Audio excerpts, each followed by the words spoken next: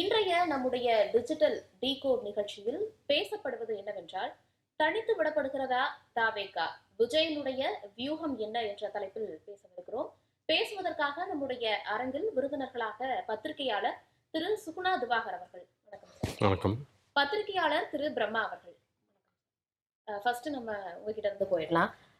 கூட்டணி கட்சிகள் எல்லாமே பேச்சுவார்த்தையில் ஈடுபட்டு வர்றாங்க. அந்த தொகுதிகள் பங்கீடு அப்படிங்கிறது ரொம்ப சீரியஸாகவே ஈடுபட்டு வராங்க. எலெக்ஷன் இன்னும் கொஞ்ச நாள் இருக்கு அப்படிங்கிற காரணத்தினால தாவேகாவை பொறுத்த வரைக்கும் 2வது ஆண்டு முடிஞ்சு 3வது ஆண்டுல அடியும் எடுத்து வைக்க போறாங்க. கொஞ்ச நாள் முன்னாடி, அதாவது 1 வருஷம் முன்னாடியே இந்த ஆட்சியில் பங்கு, அதிகாரத்தில் பங்கு அப்படிங்கிற விஷயத்தை எல்லாமே சொல்லிட்டாங்க. ஆனாலுமே இன்னுமே கூட்டணி முடிவாகாத நிலை, எந்த கட்சிகளும் நம்பி வராத ஒரு நிலை அப்படிங்கிறது இருக்கு இல்லையா? இதை நம்ம எப்படி பார்க்க வேண்டியதாக இருக்கு? உங்களுடைய கருத்துக்களை பதிவு செய்யுங்க. இல்லை, 2 ஆண்டுகள் இல்லை, 3 ஆண்டுகளுக்கு முன்பு, ஏன்னா அந்த கட்சியினுடைய முதல் மாநாட்டிலேயே அவர் அறிவித்தார். விக்கிரவாண்டியில் நடந்த முதல் மாநாட்டிலேயே ஆட்சியிலும் பங்கு, அதிகாரத்திலும் பங்கு அப்படின்னு அறிவித்தார். ஆனால் தமிழக வெற்றி கழகத்தை பொறுத்த வரைக்கும் அவங்க திமுகவோடு கூட்டணி சேர முடியாது. அவங்க தான் அரசியல் எதிரின்னு அறிவிச்சிருக்காரு. கொள்கை எதிரின்னு பாஜகவை அறிவிச்சிட்டாரு. இருந்த ஒரே ஆப்ஷன் அதிமுக அல்லது காங்கிரஸ். இப்போ அதிமுக பாஜக கூட்டணிக்கு போயிட்டாங்க. காங்கிரஸ் வெளியில் வருமா இல்லையா அப்படிங்கிற ஒரு ஊசலாட்டம் இருந்தாலுமே கூட அது வருவதற்கான வாய்ப்புகள் ரொம்ப குறைவு. அப்படிங்கிறப்ப இப்போ ஆட்சியிலும் பங்கு, அதிகாரத்திலும் பங்கு அப்படிங்கிறப்பயே விஜய் என்ன சொன்னான்னா, எங்களுடைய தலைமையில் தான் கூட்டணி அப்படின்னார். அப்படின்னா அதிமுக அதில் வருவதற்கான வாய்ப்புகள் கிடையவே கிடையாது. ஏன்னா எடப்பாடி பழனிசாமி முதல்வர் வேட்பாளராக அவர் அறிவிக்கப்பட்டு விட்டார். அதிமுக தமிழ்நாட்டை அதிகம் ஆண்ட கட்சி. புதுசாக வந்திருக்கிற ஒரு கட்சியினுடைய தலைமையில் அவங்க வருவது அப்படிங்கிறது வாய்ப்பே கிடையாது. இப்போ அவங்க 2 கட்சிகளுக்கு இடையில மோதலும் தொடங்கிருச்சு அப்படிங்கிறத நம்ம பார்க்குறோம். அப்போ அவர் டார்கெட் பண்ணது என்ன அப்படின்னா, பொதுவாக என்னை பொறுத்த வரைக்கும் தாவேகா வந்ததுல இருந்தே அவங்க தனித்து நிற்பார்கள் அப்படிங்கிறது தான் என்னுடைய கருத்து. ஏன்னா இங்கே விஜயகாந்த் வந்தப்போ தனித்து தான் வந்தார், கமலஹாசன் வந்தப்போ தனித்து தான் வந்தார். இப்போ ஒரு கட்சி முதலாக வருகிறது, அதுவும் ஒரு சினிமா உன்னுடைய விஜய்க்கு இருக்கக்கூடிய ஒரு கவர்ச்சியை மூலதனமாக கொண்டு இருக்கக்கூடிய ஒரு கட்சி முதலாக வர்றப்ப அவங்க தனிச்சு என்னன்னா அவங்களுடைய வாக்கு வங்கி எவ்வளவு அப்படிங்கிற பலம் அவங்களுக்கும் தெரியும், மற்றவங்களுக்கும் தெரியும். அதை வச்சு அடுத்தடுத்த தேர்தல்களில் அவங்க ஒரு நெகோசியேஷன் பண்ணி அலையன்ஸுக்கு போகலாம். அப்படி இருக்கக்கூடிய சொல்ல முதல் தேர்தலில் தாவேகாவை விட எண்ணிக்கை பலம் குறைவாக இருக்கக்கூடிய கட்சிகள் தான் அவங்களுடைய கூட்டணிக்கு வருவதற்கான வாய்ப்புகள் இருக்குது. ஆனால் அப்படியான எந்த கட்சிகளுமே இப்போ வரல அப்படிங்கிறத பார்க்குறோம். இப்போ நீங்கள் அதுக்கு இப்போ அதிமுக திமுகவுக்கு அடுத்தபடியாக இருக்கக்கூடிய கட்சிகள்னா இப்போ விடுதலை சிறுத்தைகளாக இருக்கட்டும், அல்லது பாட்டாளி மக்கள் கட்சி, தேமுதிக, புதிய தமிழகம், இந்த எந்த கட்சிகளுமே இது வரைக்குமே இந்த 2 கூட்டணிகள் இடம்பெறுமா, ஏற்கனவே சில கட்சிகள் அந்த கூட்டணிகள் இடம்பெற்றுச்சு, இதுல இடம்பெறுமா இல்லையா அப்படிங்கிறத இன்னைக்கு கேள்வியை தவிர தாவேகாவோட தலைமையின் கீழ் எந்த அணியுமே வரல அப்படிங்கிறோம். அப்ப என்ன காரணம் அப்படின்னா, முதல்ல தாவேகாவுக்கு எவ்வளவு வாக்கு வங்கி இருக்கிறது அப்படிங்கிறது யாருக்குமே தெரியாது. 20%ங்கிறாங்க, 40%ங்கிறாங்க, 60%. அவங்க எல்லாமே கற்பனைகள், யூகங்கள் அடிப்படையில் சொல்றாங்களே தவிர எல்லாமே பேப்பர்ல தான் இருக்குது. யதார்த்தத்துல எவ்வளவு தாவேகாவுக்கு இருக்குது அப்படிங்கிறது தேர்தல் முடிவுகள் தான் நமக்கு சொல்லணும். 2வது, அந்த கட்சி தொடர்ச்சியா ஒரு ஆக்டிவா இல்லை. அது அப்பப்போ பார்த்தோம்னா, இப்போ நீங்கள் சினிமாக்கள்லேயே பார்த்தீங்கன்னா 20 நாட்களுக்கு பிறகு, சில வாரங்களுக்கு பிறகு அப்படின்னு போடுற மாதிரி தான் நீங்கள் உங்களுடைய சேனலில் கூட விஜயனுடைய நிகழ்ச்சி நடக்கிறப்பெல்லாம் 57 நாட்களுக்கு பிறகு நிகழ்ச்சியில் பங்கேற்கிறார், 72 நாட்களுக்கு பிறகு. நீங்கள் வேற எடப்பாடி பழனிசாமியோ ஸ்டாலினையோ இல்லை வேற யாரையுமே அப்படி நீங்கள் போடுறதே கிடையாது. விஜய்க்கு மட்டும் பார்த்தீங்கன்னா ஒரு குறிப்பிட்ட இன்டர்வலுக்கு இடையில தான் அவர் நிகழ்ச்சிகளுக்கே பங்கெடுக்கிறாங்கிறப்ப அவருடைய கட்சி தொடர்ச்சியான ஒரு இயங்கிக் கொண்டிருக்கக்கூடிய ஒரு கட்சியாக இல்லை. அப்படிங்கிறப்ப இதை நம்பி எப்படி ஒரு கூட்டணியை தலைமை தாங்கி வருவது அப்படிங்கிற தயக்கம் மற்ற எல்லா சிறிய கட்சிகளுக்குமே இருக்கிறது. அதனால அந்த கூட்டணிங்கிறது இன்னுமே சரியாக அமையவில்லை. அவங்களுக்கு வாக்கு வங்கிய பொறுத்துதான் கொஞ்சம் டிசைட் பண்ண முடியும் அப்படிங்கிறதையும் அவர் சொல்லியிருக்காரு. அதாவது ஒரு ப்ரூவனான ஒரு விஷயம் அங்க இல்ல, அதனால ஒரு கூட்டணி முடிவாவதுல கொஞ்சம் சிக்கல் இருக்கு அப்படிங்கறத பார்க்க வேண்டியதாக இருக்கா? இல்ல, என்னன்னா காங்கிரஸ் தாவேகாவோட கூட்டணி வைக்கும்னு காங்கிரஸ் தான் சிக்னல் கொடுத்தது. தாவேகா சைட்ல இருந்து எந்த சிக்னல் இல்லை. இப்போ தேமுதிக இன்னைக்கு காலையிலிருந்து விஜயோட சேரப்போகுதுன்னு சொல்லி நிறைய உலாவிட்டு இருக்கு. அதுக்கும் தாவேகா எந்த விதமான எதுவும் செய்யலை. தாவேகாவை பொறுத்த வரைக்கும் அது கூட்டணிக்கு போக முடியாது. அதுதான் அதோட டிசைன். அவங்க இருந்தாலுமே அந்த பின்னாடி இருக்கக்கூடிய அந்த இளைஞர்கள் கூட்டணிக்கு போக முடியாது அந்த கட்சியால. ஏன்னா இந்த 2 அரசியலையுமே பார்த்து வெறுப்படைஞ்சு ஒரு இயக்கத்துக்கு பின்னாடி திரண்டிருக்கவங்க தான் தாவேகால இருக்காங்க. அவங்களுக்கு இந்த அரசியல் நடைமுறைகள், அதாவது பழக்கங்கள் எல்லாமே இது வரைக்கும் இந்த கட்சியிலிருந்து எலெக்ஷன் வந்தால் அந்த கட்சிக்கு போவார், இங்கே இருக்கவர் அங்கே வருவார். இதனால் வரைக்கும் போன மாதம் வரைக்கும் திட்டிக்கிட்டு இருந்தவர் இந்த மாதம் போய் பங்காளி சண்டைன்னு சேர்ந்துக்குவார். இதெல்லாமே அரசியல் பழக்கம். இந்த பழக்கங்கள் எல்லாமே அவங்களுக்கு வெறுப்பாக இருக்குது. இந்த பழக்கங்களை அவங்க விரும்பலை. அப்போ இது இல்லாத ஒரு அணி எனக்கு வேணும்னு ஒவ்வொரு தடவையும் ஒரு பெருவாரியான மக்கள் கூட்டம் நம்பி நம்பி யார் பின்னாடியாவது போய்கிட்டே தான் இருக்கு. அப்படி இன்றைக்கு இருக்க இளைஞர்கள் பெருவாரியா விஜய் பின்னாடி போய் நிக்கிறாங்க. கூட்டணிக்கு போக மாட்டாங்க அப்படின்னு நீங்க சொல்லும்போது, ஆனா அவங்க பேசும்போதே ஆரம்பத்துல கூட்டணிக்கோட அந்த ஆட்சியில தான் நாங்க இருக்க போறோம், ஆட்சியில் பங்கு கொடுக்க போறோம், அதிகாரத்தில் பங்கு கொடுக்க போறோம், அப்படியே ஒரு டிக்ளரேஷன் அப்பவே கொடுத்திருந்தாருல, அதை நம்ம பார்க்கணும் இல்லையா? இல்ல அதான் என்னன்னா, ஒரு கட்சி டிக்ளேர் பண்ணுது, டிக்ளேர் பண்ணாலும் அதை நோக்கி செல்ல முடியுதா அதால? அதாவது வந்து நீங்க இவ்வளவு தூரம் உங்களுக்கு வந்து பிரச்சனைகள்ல ஒவ்வொரு தடவையும் ஒருத்தர் வந்து கரூர் பிரச்சனையில கொடியாட்டிட்டாரு, இன்னொருத்தர் வந்து இது பண்ணிட்டாரு, எவ்வளவோ வாய்ப்புகள் வந்து உங்களுக்கு வந்துருச்சு. வந்த வாய்ப்புகளை பூரா ஏன் தாவேக்க நிராகரிச்சுக்கிட்டே இருக்கு? என்ன காரணம்? அப்போ நீங்க வந்து இதுக்குள்ள போயிட்டீங்கன்னாலே நீங்க அடிபட்டுருவீங்க. அப்போ இந்த எலெக்ஷனுக்கு தாவேக்கா கூட்டணிக்கு போக முடியாது. அப்ப கூட்டணிக்குள்ள போகலன்னா அத நட்பு சக்திகளா இல்லாலும் தனித்து நான் வந்து வெற்றி பெறுவேன் அப்படின்னு சொல்றத ஓரளவு ஆமா, அதை தான் விரும்புறாங்க அவங்க. அதாவது ஜெனரேஷன் ஒரு சேஞ்ச், ஒரு பொலிட்டிக்கல் சேஞ்ச் வர விரும்புது. நீங்க வந்து என்னவா கூட்டணி சேர்ந்து இருந்தாலுமே, இப்ப திமுக கூட்டணியிலே எடுத்துக்கோங்க, அதிமுக கூட்டணிக்குள்ளே எடுத்துக்கோங்க, 2 பேருக்குமே ஏகப்பட்ட முரண்பாடுகள் இருக்கு. இருந்தாலும் ஏன் ஒன்னா இருக்காங்க? ஒரு அரசியல் லாபத்துக்காகத்தான் ஒன்னா இருக்காங்க. அந்த லாபத்துக்காக நீங்க ஒரு 3 மாசம் எங்க தலையில மிளகா அரைச்சிட்டு திரும்ப மறுபடியும் போய் இதாக்குவீங்களா? அந்த கூட்டணிக்குள்ள எல்லாமே இருக்காங்க, பிரச்சனைகள் இருந்தாலுமே எலெக்ஷன் அப்படின்னு வரும்போது ஓரளவு பேசி இல்ல சரி பண்ணிக்கலாம், கொஞ்சம் அட்ஜஸ்ட் பண்ணி போறாங்க. அந்த வார்த்தை வருது இல்ல, எலெக்ஷன் வரும்போது நாங்க எல்லாத்தையும் அட்ஜஸ்ட் பண்ணிக்குவோம், அந்த சீட்ல நெருக்கி உட்கார்ந்து ஒவ்வொரு டைமுமே ஆகுது, ஒவ்வொரு டைமே கூட்டணி வந்து கொஞ்சம் ஸ்ட்ராங்கா இன்டாக்டா எப்பவுமே ஆகுது இல்ல அவங்களுக்குள்ள பேச்சுவார்த்தை. அதுதான் நீங்க எந்த அடிப்படையில நீங்க ஒன்றிணைறீங்க? நீங்க எல்லாத்துலயுமே உங்களுக்கு சிக்கல் இருக்கு. 4 வருஷம் இந்த திமுக கூட்டணிக்குள்ள இருக்கிற கட்சிகளுக்கும் பல்வேறு சிக்கல்கள் தனித்தனியா இருக்கு, அதிமுக கூட்டணிக்குள்ள இருக்கிற கட்சிக்கும் பல்வேறு சிக்கல்கள் தனித்தனியா இருக்கு. எல்லா சிக்கலையும் மறந்துட்டு ஓட்டு வாங்கி ஏமாத்துக்கிறதுக்கு மட்டும் நாங்க எல்லாம் மொத்தமா சேர்ந்துக்கிறவீங்கன்னா இப்போ அந்த வெறுப்பு வருது இல்ல. அது வந்து நீங்க ஒரு ஜெனரேஷன் வரைக்கும், எனக்கு 35 வயசுக்கு மேல இருக்கிறவங்களுக்கு நாங்க பார்த்து பழகிட்டோம். பழகுனதுக்கு எங்களுக்கு வந்து பெருசா தெரியல. எலெக்ஷன் நேரம் வந்தா இப்படி மாறிக்குவாங்க, இப்படி போய்க்குவாங்க, இது ரெகுலரா நடக்குதுப்பா இந்த மாநகர அரசியல், இதெல்லாம் நடக்கும்னு எங்களுக்கு தெரியும். புதுசா இருக்கிறவன் அவன் ஏன் நியூ ஓட்டர்ஸ் ஏன் அதை சகிச்சுக்கணும்? இவர் சொல்ற மாதிரிதான் இப்ப நிலைமை அப்படிங்கிறது இருக்கா? இப்ப என்டிஏ கூட்டணி எடுத்துக்கிட்டோம் அப்படின்னா ஒட்டுமொத்தமா திமுகவுக்கு எதிராக தான் நாங்க இருக்க போறோம், ஊழல ஒதுக்க போறோம் அப்படிங்கிற மாதிரி விஷயங்கள் எல்லாமே சொல்லி இருக்காங்க. இப்ப இவர் ஒரு பக்கம் பார்க்கும்போது அதெல்லாம் நடக்காது, கூட்டணி எல்லாம் இல்லாம தான் தாவேக்கா போட்டி போட போறாங்க அப்படின்னு சொல்லும்போது இதை நம்ம எப்படி பார்க்கணும்? இல்ல பிரம்மா சொன்னதுல அடிப்படையே ஒரு முரண்பாடு என்னன்னா, இந்த கட்சியில இருந்து அங்க போவாங்க, அந்த கட்சியில இருந்து இங்க போவாங்க, அது ஒரு மானகட்ட அரசியல். அப்படின்னா நீங்க தாவேக்கால யார் யாரெல்லாம் இருக்காங்கன்னு நீங்க பாருங்க. வந்து ஆதவ அர்ஜுனா, அவர் வந்து திமுகவுக்கு வேலை பார்த்து விடுதலை சிறுத்தைகள்ல இருந்துட்டு தாவேக்காக்கு வந்தவர். அதே மாதிரி பாத்தீங்கன்னா சிடி நிர்மல்குமார், அவர் வந்து பாஜகவில் இருந்து அதிமுகவில் இருந்து தாவேக்காக்கு வந்தவர். செங்கோட்டையன் அதிமுகவில் இருந்துட்டு அதிமுகவில் இருந்து பிரிந்து போனவங்களாம் ஒன்றிணைக்க போறேன்னு சொல்லிட்டு இதுக்கு நேரடியாக போய் அமித்ஷாவை பார்த்துட்டு அதற்கு பிறகு தாவேக்காக்கு வந்தவர். அப்போ இது வந்து நீங்கள் மாநகட்ட அரசியல் நீங்கள் வந்து அளவிட முடியாதா? அப்போ என்னன்னா பிரச்சனை அது கிடையாது. இன்னொன்று வந்து தாவேக்கா தரப்புல இருந்து கூட்டணிக்கான சிக்னலே வரலாம் சொல்ல முடியாது. கரூர் சம்பவத்தில் வந்து அவங்களுக்கு ஒரு நெருக்கடி வந்தப்ப முழுமையாக வந்து அதை ஹேண்டிலே பண்ண முடியாமல் ஒட்டுமொத்தமாக அப்ஸ்காண்ட் ஆனாங்க. விஜய் உட்பட வந்து விஜயனுடைய ஒட்டுமொத்த கட்சியுமே தலைமறைவானது. அப்படி இருக்கக்கூடிய சூழல்ல எடப்பாடி பழனிசாமி அதிமுக தான் அவங்களுக்கு ஒரு ஆதரவு குரல் கொடுத்தாங்கிறப்ப அவங்க போய் அந்த கூட்டத்தில் தாவேக்காவுடைய கொடியை ஆட்டினாங்க, எடப்பாடி பழனிசாமியை வரவேற்று பேனர்லாம் வச்சிருந்தாங்க. இதுல என்ன சிக்கல் அப்படின்னா வந்து தாவேக்காவுடைய தலைமை எந்த விதமான உறுதியான முடிவும் எடுக்கவில்லை. தாவேக்கா தொண்டர்களை பொறுத்த வரைக்கும் அவங்களுக்கு எந்த பிரச்சனையும் இருக்கிற மாதிரி தெரியல. தாவேக்காவுடைய தலைமையை பொறுத்த வரைக்கும் அவங்க எந்த விஷயத்திலுமே உறுதியான முடிவு நிலைப்பாடு அப்படிங்கிறது எடுக்கல அப்படிங்கிறதா இதுல இருக்கக்கூடிய ஒரு பிரச்சனை. இன்னொன்று நம்ம முதலே சொன்ன மாதிரி தாவேக்காவுடைய இந்த நம்பகத்தன்மை தொடர்ச்சியாக செயல்படாத ஒரு தன்மைங்கிறது மற்ற கட்சிகள் வந்து அந்த கூட்டணியில் இணைவதற்கான வாய்ப்புகளுமே இல்லை.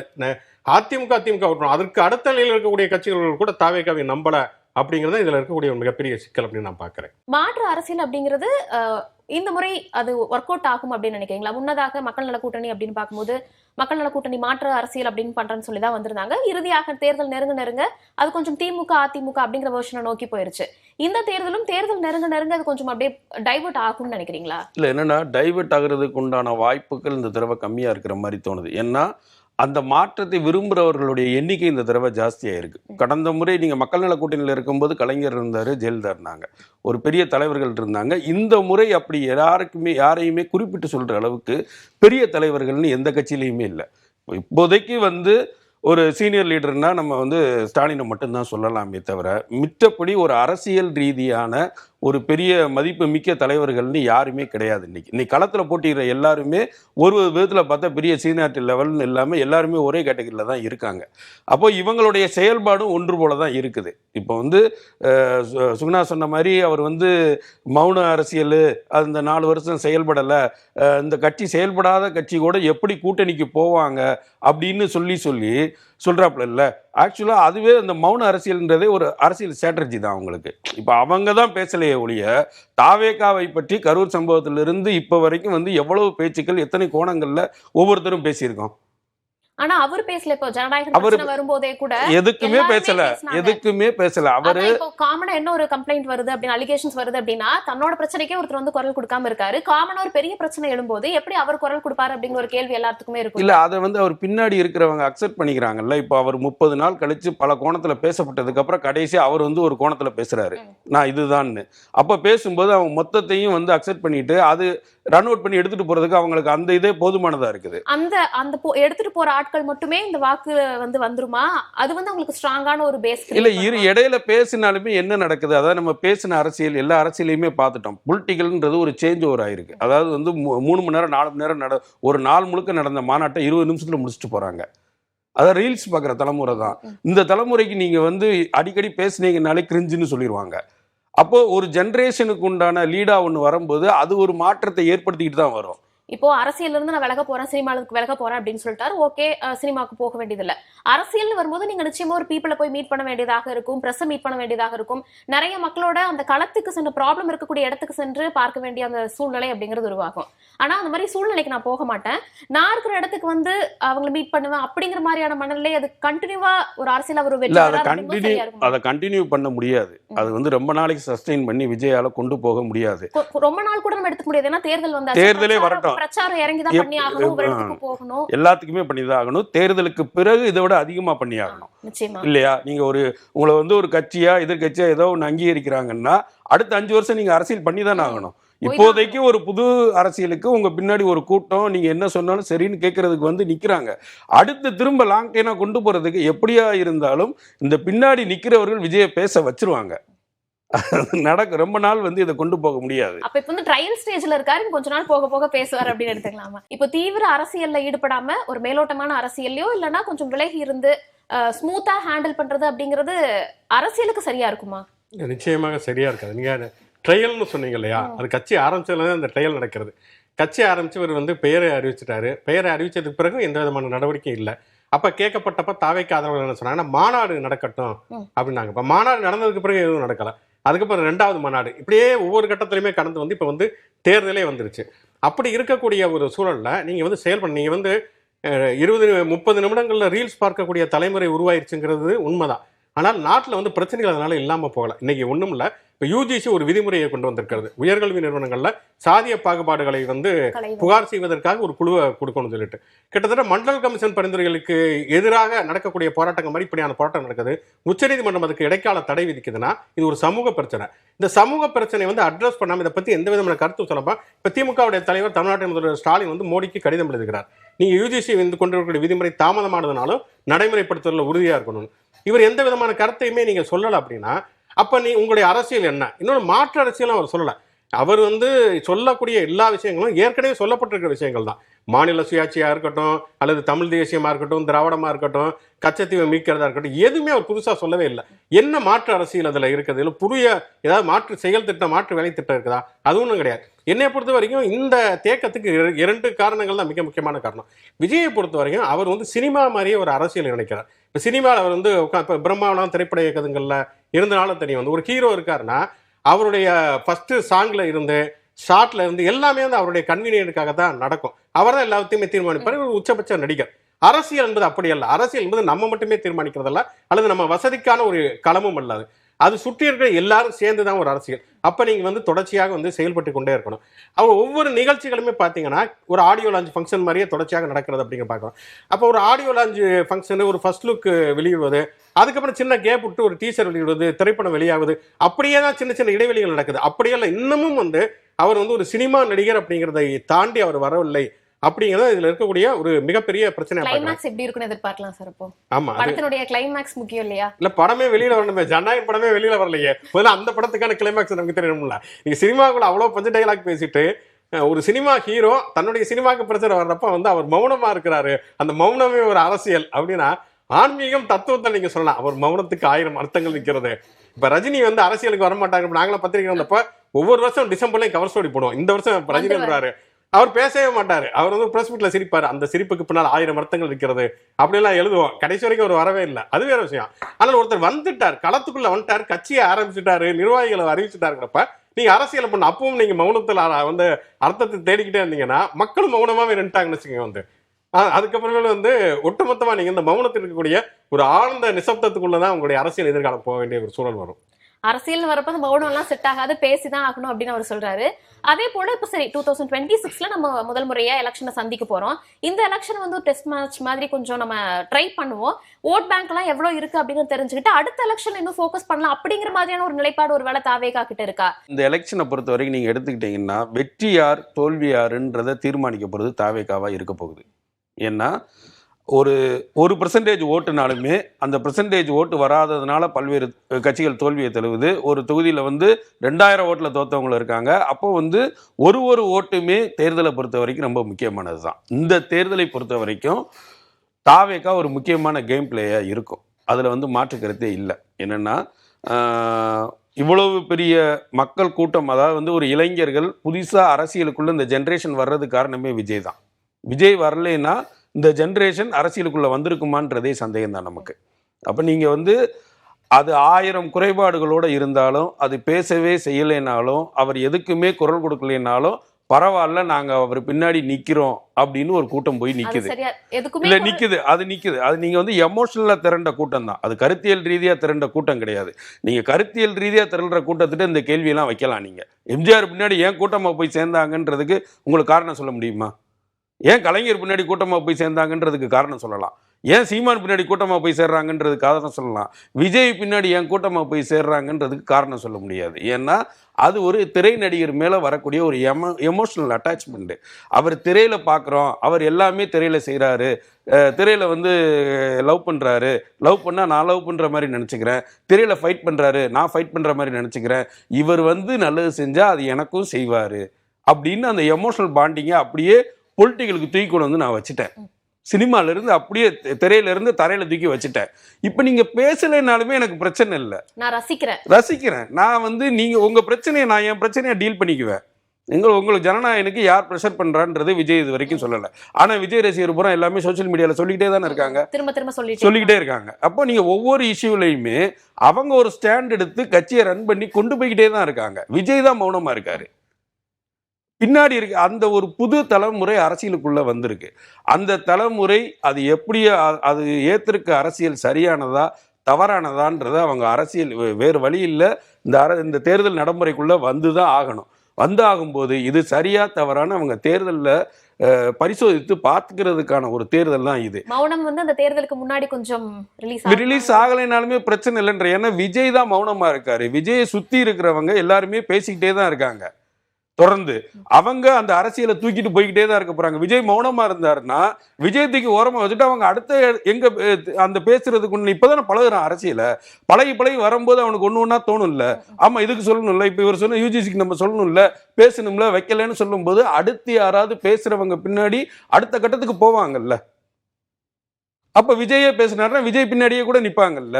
இந்த மௌனமா இருந்தாலும் ஓகே, மௌனமா இருந்தே வெற்றி பெற்றலாம் அப்படின்னு ஒரு நிலைப்பாடு இருக்குமா? இல்ல, ஒரு அரசியல் பயிற்சியை தொடங்கிடுவாங்கன்னு சொல்றேன். இந்த மௌனம் அவங்களுக்கு ஒரு பெரிய தடையா இருக்காதுன்னு நான் சொல்றேன். படுத்துக்கிட்டே ஜெயிக்கலாம்னு எம்ஜிஆர் சொன்னாரு, அதுதான் பேசாமே ஜெயிக்கலாம் அப்படின்னு.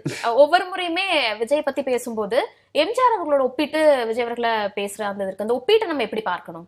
இல்ல, அந்த ஒரே ஒரு ஒப்பீடு வந்து எம்ஜிஆருக்கும் விஜய்க்கும்னா 2 பேருமே உச்சநட்ச நடிகர், உச்சத்தில் இருக்கக்கூடிய நடிகர்கள் அப்படிங்கிறத மட்டும்தான் 2 பேருமே வந்து நம்ம ஒப்பிட முடியும். மற்றபடி வந்து அரசியல் அனுபவத்திலையும் எம்ஜிஆரையும் விஜய் நம்ம ஒப்பிட முடியாது. ஏன்னா வந்து கிட்டத்தட்ட ஒரு 20 ஆண்டு காலம் அவர் வந்து திமுகவில் இருந்திருக்கிறாரு. திமுகவுடைய ஒவ்வொரு செயல்பாடுகளையுமே அவர் பங்கெடுத்துட்டு வந்து தான் வெளியில் வந்து ஒரு கட்சியை அவர் ஆரம்பிக்கிறார்.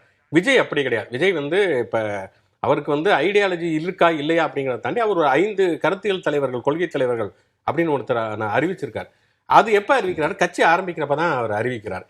அப்ப இன்னைக்கு நான் கட்சி ஆரம்பிக்கிறேன், இன்னைக்கு இந்த 5 கொள்கை தலைவரா, நேத்து வரைக்கும் உங்களுக்கு என்ன கொள்கை இருந்தது, உங்களுக்கான கொள்கை தலைவர் யாருன்னா விஜய்ட்ட அந்த எந்த பதிலும் இல்லை. அப்படி திரைப்படங்கள்ல கூட எந்த விதமான அரசியலுமே பேசப்படலை. அப்படிங்கிறப்ப எம்ஜிஆரையும் விஜயையும் நம்ம வந்து அந்த இடங்கள்ல வந்து நம்ம இது கம்பேர் பண்ணவே முடியாது. அதுக்கப்புறம் நீங்க பாத்தீங்கன்னா, நீங்க எம்ஜிஆர் கட்சியை ஆரம்பிச்சது பிறகு முதல் இடைத்தேர்தல் நின்று இரட்டை இலை சின்னத்துல மாயத்தேவர் ஜெயிக்கிறப்பெல்லாம் எம்ஜிஆர் வந்து அவ்வளவு தொடர்ச்சியாக வந்து அவர் செயல்பட்டுக்கிட்டு தான் இருந்தார். செயல்படாமல் மௌனமாக இல்லை, அவர் தொடர்ச்சியாக செயல்பட்டு கொண்டு தான் இருந்தார். எனக்கு பொறுத்த வரைக்கும் விஜய் வந்து எம்ஜிஆரோட ஜெயலலிதாவோட தான் நீங்க கம்பேர் பண்ண முடியும். ஏன்னா ஜெயலலிதா தான் ஒரு கட்டத்துல வந்து அவங்க குடநாட்டில் போய் இருந்துக்குவாங்க, எதுக்குமே வந்து பதில் சொல்ல மாட்டாங்க, அந்த மாதிரியான விஷயங்கள் அவங்க இருந்தாங்க. ஆனா அது கூட ஜெயலலிதா நீங்க பாத்தீங்கன்னா, அவங்க வந்து எம்ஜிஆருடைய இது அரசியல் தலைமையில வந்து அவங்க வந்து கொள்கைப்பரப்பு செயலாளராக இருந்தாங்க. எம்ஜிஆருடைய மறைவுக்கு பிறகு ஜானகியா ஜெயலலிதான் வரப்பெல்லாம் பயங்கர ஆக்டிவா இருந்தாங்க. அவங்க கட்சிக்கு அவங்க கைக்குள்ள வந்து கட்சி வந்துருச்சு, அவங்களுடைய ஆட்சி அமைஞ்சிருச்சு, இனிமேல் வந்து நம்முடைய தலைமையை யாருமே எதுவுமே பண்ண முடியாது அப்படிங்கிற சூழல் வந்ததுக்கு பிறகுதான் 91க்கு பிறகுதான் அவங்க அந்த நிலைமைக்கு ஜெயலலிதா போனாங்க. அதை வந்து அந்த கட்சி தொடர்கள் வந்து ஏத்துக்கிட்டாங்க. ஆனா இவர் இப்பதான் முதல்ல வர்றார். ஏதாவது நீங்க ஸ்ட்ரகிள் பண்ணி உங்களை நீங்க நிரூபிச்சீங்கன்னா மட்டும்தான் நீங்க வந்து அடுத்த கட்டத்துக்கு போக முடியும். ஒருவேளை பிரம்மா சொல்ற மாதிரி இவர் எதுவுமே பண்ணல, இந்த தேர்தலில் ஏதோ ஒரு ரிசல்ட் அவருக்கு வருகிறது அப்படின்னு வரும். இப்ப ஓரளவுக்கு அவர் வந்து ஒரு கணிசமான அளவுக்கு வாக்கு சேகரிக்கப்பட்டிருக்காங்க. கண்டிப்பா அவர் வந்து ஜெயிச்சு முதலமைச்சர் ஆவார்னா நான் நம்பல. அரசியல் அனுபவம் வாய்ந்த யாருமே அப்படி சொல்ல மாட்டாங்க. அப்ப வந்து ஒரு ஓரளவுக்கு ஒரு கணிசமான அளவுக்கு வாக்கு வாங்கிட்டாலுமே கூட பிரம்மா சொல்றது மாதிரி அவர் வந்து வெற்றி பெறுவதற்கான வாக்குகள் இல்ல. ஒன்னு திமுக ஜெயிக்கணும் அல்லது அதிமுக ஜெயிக்கணும், அந்த ரெண்டுமே டிசைட் பண்ணக்கூடிய வாக்குகளாக மட்டும்தான் அது இருக்க போகுது அப்படிங்கிறது. ரொம்ப மோசமான அளவுக்கு ஒரு குறைந்த அளவு வாக்குகள் வாங்கிட்டார்னா விஜயே வந்து தொடர்ச்சியா கட்சியை நடத்த மாட்டார். ஏன்னா இப்ப இருக்கக்கூடிய சூழலே அவர் தொடர்ச்சியா செயல்படாத போது அவர் நினைக்கிறாரு நம்ம வந்து கண்டிப்பா முதலமைச்சர் ஆயிரும் அப்படின்னு நினைக்கிறாரு. சுத்தி இருக்கணும் அப்படிதான் நம்பினாங்க, அவரை நம்ப வச்சிருக்காங்க. அப்படி வந்து அவருடைய கனவுகள் பொய்த்து போகிறப்ப கண்டிப்பா அவர் இந்த கட்சியை தொடர்ச்சி அவர் நடத்த மாட்டார். ஓரளவுக்கு கணிசமான அளவுக்கு வாக்குகள் வாங்கியிருக்காரு, ஆனா பெருசா ஜெயிக்கல. அப்படிங்கிறப்ப அந்த கட்சியை வந்து மற்ற கட்சிகள் எப்படி டீல் பண்ணுவாங்க அப்படிங்கிறப்பதான் அவருக்கு உண்மையிலே அரசியல்னா என்னன்னு தெரியும். ஆனா தேமுதிகவுக்கு விஜயகாந்துக்கு என்ன சூழல் ஏற்பட்டுச்சுங்கிறது நமக்கு தெரியும். ஜெயலலிதா அந்த கட்சி வந்து பாட்டா உடைச்சாங்க.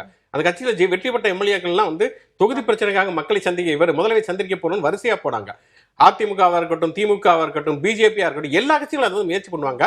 அதுக்கப்புறம் என்ன ஆகும் அப்படின்னு சொன்னா வந்து அந்த கட்சியில இருக்கக்கூடிய பல பேர் வந்து சிதறி போவதற்கான எல்லா வாய்ப்புகளுமே இருக்கு. அதுதான் அரசியல், அதுதான் அரசியல் சூழல். அப்ப நீங்க வந்து ஒரு ராஜதந்திரமா எதையுமே கையாள முடியலவே. இந்த கிரேஸ் இருக்கு இல்லையா, அந்த கிரேஸ் வந்து இப்ப ஒண்ணு இல்லை. இப்ப நான் வந்து சாலிகிராமத்துல இருக்கேன்னா வந்து நான் ஒரு மீன் மார்க்கெட்ல மீன் வாங்க போனேன்னா பின்னாடி திரும்பி பார்த்தா ஒரு நடிகர் இருப்பார்.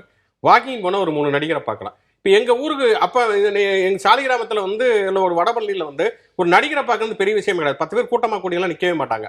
ஆனா நீங்க ஒரு மதுரையில ஒரு திண்டுக்கல்ல போய் பாத்தீங்கன்னா ஒரு நடிகர் வந்தாலும் ஒரு 50 பேர் நிற்பாங்க. ஏன்னா அவங்களுக்கு அது புதுசு, ஒரு கிரேஸ் இருக்கும்.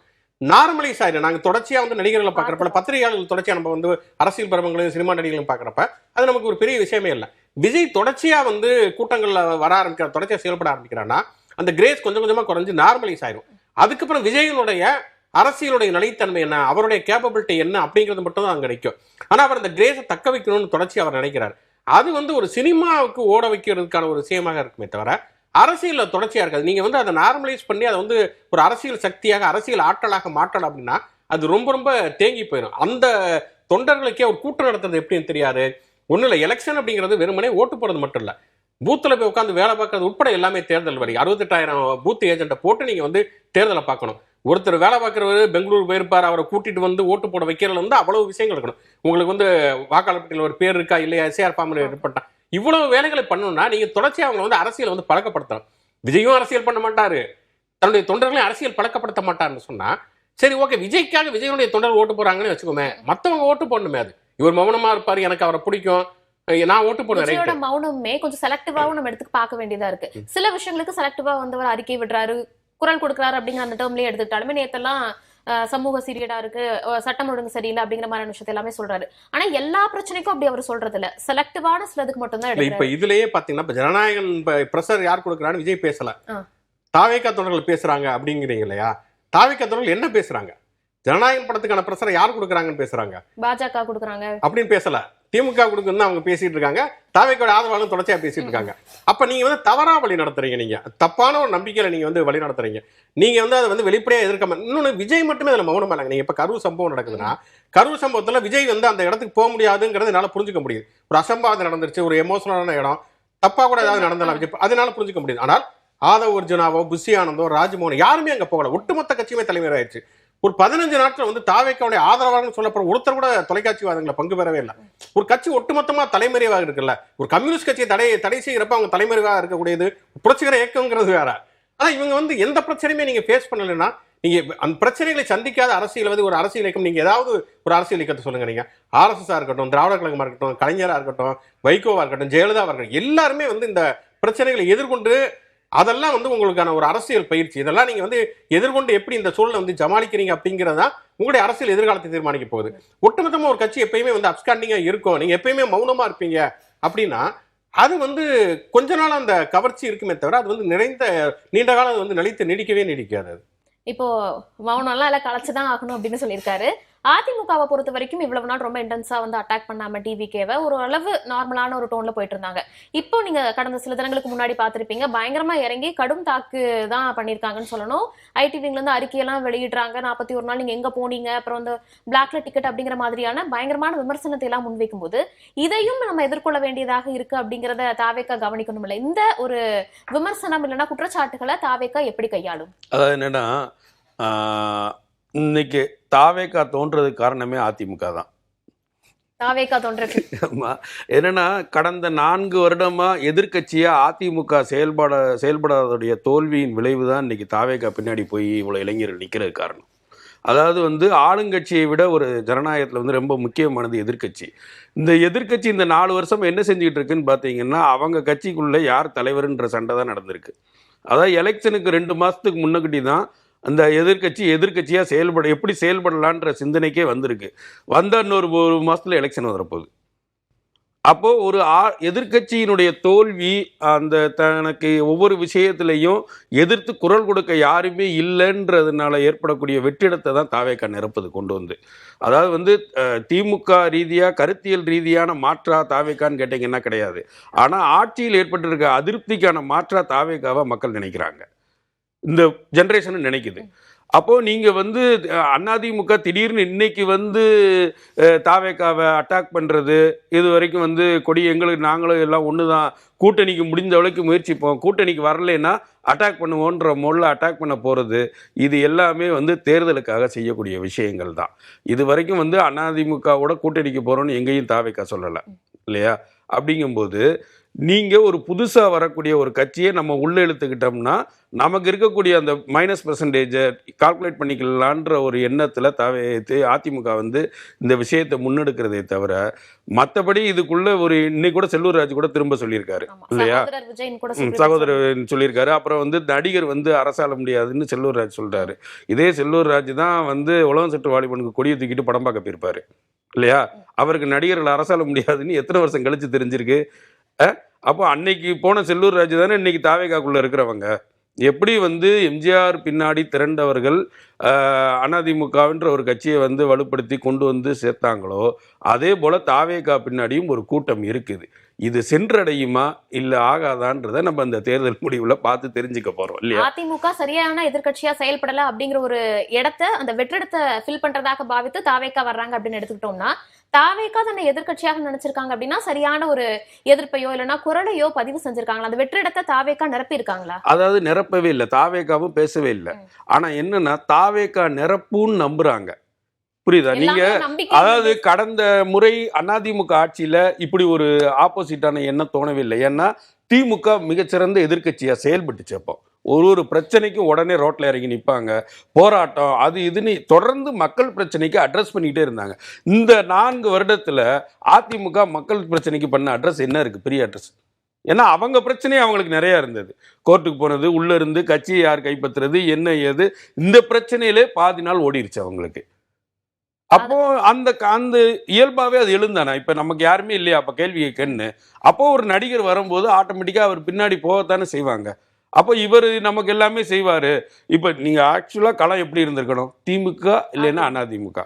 திமுக இப்படித்தானே இருந்துகிட்டு இருக்கு. இப்ப ஏன் திடீர்னு தாவேக்கான்னு ஒரு இடத்துக்குள்ள தவுது? அப்ப எதிர்கட்சியுடைய ஃபெயிலியர் தான் வந்து தாவேக்கா வர்றதுக்கு உண்டான காரணமே. விஜய் வந்து திரும்ப திரும்ப சொல்றாரு போட்டியே திமுகவுக்கும் தாவேக்காவுக்கும் தான் அப்படின்னு. மறுபுறம் பார்க்கும்போது அதிமுக திடீர்னு பயங்கரமான குற்றச்சாட்டுகள் எல்லாமே முன்வைக்கிறாங்க. திமுக வெர்சஸ் தாவேக்கா அப்படின்னு தொடர்ந்து அது பதிவு செஞ்சுட்டே வர்றதன் காரணமாக அதிமுக அப்படி ஒரு அட்டாக்ல ஈடுபடுறாங்களா?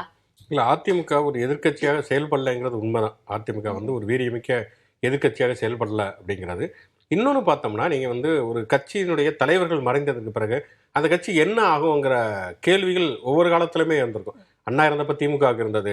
எம்ஜிஆர் இருந்தப்ப அதிமுக என்ன ஆகும் அப்படிங்கிறதெல்லாம். அதுக்கப்புறமேல ஒரு செட்டில் ஆயிட்டாங்க. கலைஞர் தான் அவருடைய தலைமை. நாவலர்லாம் அதுக்கெல்லாம் முயற்சி பண்ணி, அதுக்கப்புறம் முடியல. அப்புறம் கலைஞர் தான் அந்த கட்சிக்கு தலைமை அப்படிங்கிற உறுதிப்படுத்தப்பட்டுச்சு. ஜெயலலிதா ஜானகிங்கிற குழப்பங்கள்லாம் முடிஞ்சு ஜெயலலிதா தான் அந்த கட்சியோட பொதுச் செயலாளர்ங்கிறது உறுதிப்படுத்தப்பட்டு போயிடுச்சு. இப்போ ஜெயலலிதாவும் இறந்துட்டாங்க, கலைஞரும் இறந்துட்டாங்க. அப்போ 2 இடத்துலையுமே வெற்றிடம் இருக்கு அப்படிங்கிற ஒரு கருத்து இருந்தது. அப்பதான் ரஜினிகாந்த் அரசியல் வரப்போறாரு அப்படின்னு சொன்னாங்க. கமலஹாசன் கட்சியை ஆரம்பிச்சாரு. ஆனால் வந்து திமுகவை பொறுத்த வரைக்கும் அவங்க செட்டில் ஆயிட்டாங்க. ஸ்டாலினுடைய தலைமையில ஸ்டாலின் வந்து கலைஞருடைய இடத்தை நிரப்புவாரா அப்படிங்கிற கேள்வியெல்லாம் இருந்தது. அவர் இன்னும் சொல்ல போனா கலைஞரை விட கூடுதலாக நிரப்பினார். ஏன்னா கலைஞருடைய காலகட்டத்தில் கூட வெற்றி தோல்விங்கிறத மாத்தி மாத்தி திமுக சந்திச்சுட்டு இருந்தது. தொடர்ச்சியா வெற்றியை சந்திச்சிருச்சு. அப்ப வந்து கலைஞருடைய தலைமையில திமுக செட்டில் ஆயிடுச்சு. இப்ப அந்த கேள்வியே இல்ல திமுக பொறுத்த வரைக்கும். ஆனா அதிமுக இன்னும் அந்த கேள்வி இருக்குது. ஜெயலலிதாக்கு பிறகு அதிமுக வந்து தன்னை வந்து தக்க வச்சுக்கிச்சா அப்படின்னா இல்ல. அந்த இடத்துல வந்து எடப்பாடி பழனிசாமியால தன்னுடைய இடத்த வந்து பொருத்த முடியல. அதுக்கப்புறம் பிளவுகளும் நிறைய வந்துச்சு. டிடிவி தினகரன் தனியா போனாரு, ஓ பன்னீர்செல்வம் தனியா போயிட்டாரு. தொடர் தோல்விகள் வந்து சந்திச்சப்ப தான் இப்ப வந்து காலியா இருக்கிறது அதிமுக தான். வெற்றிடம், அங்க ஒரு வெற்றிடம் வந்து அதிமுக இடம் இருக்குதுங்கிறப்ப தான் திமுக எதிர்ப்பு வாக்குகளை நம்ம தொடர்ச்சியா பேசணும்னா அதிமுக வாக்குகளை வந்து நம்ம பக்கம் கொண்டு வந்துட முடியும் அப்படிங்கிற முயற்சி தொடர்ச்சியாவே நடக்குது. இது கடந்த முறை வந்து அண்ணாமலை தமிழ்நாடு பாஜக தலைவராக இருந்தப்ப அவர் அதான் பண்ணார். தொடர்ச்சியா, அதாவது அதிமுகவோட திமுக எதிர்ப்பு ரொம்ப கடுமையா அவர் பேசினாரு. அதுக்கப்புறம் அதிமுக எடப்பாடி பழனிசாமி கடுமையா விமர்சிச்சாரு. அப்ப வந்து ஒரு திமுக எதிர்ப்பு வாக்குகள் கொஞ்சம் பிஜேபி பக்கம் திரும்பிச்சு கடந்த நாடாளுமன்ற தேர்தலில். சீமான் பாத்தீங்கன்னா திராவிடத்தை எதிர்க்கணும்னு சொன்னா கூட அதிமுக விட திமுக தான் அவர் தொடர்ச்சியாவே எதிர்த்துக்கிட்டே இருப்பார். ஏன்னா அதிமுக வாக்குகள் தான் இன்னைக்கு வந்து இருக்கும். அதே மாதிரிதான் விஜயை பொறுத்த வரைக்கும், தாவேக்காவை பொறுத்த வரைக்கும் அவங்களோட ஸ்ட்ராட்டஜி அப்படிங்கிறது திமுகவை எதிர்த்து தொடர்ச்சியாக எதிர்ப்பது அப்படிங்கிறது மூலமாக திமுக எதிர்ப்பு வாக்குகள் அதிமுக முழுமையா போகாம தங்கள் பக்கம் வர்றது. இப்ப 3மே வந்து இப்ப பாஜக வந்து உள்ள வந்துருச்சு, உங்க கூட்டணியில வந்துட்டாங்க.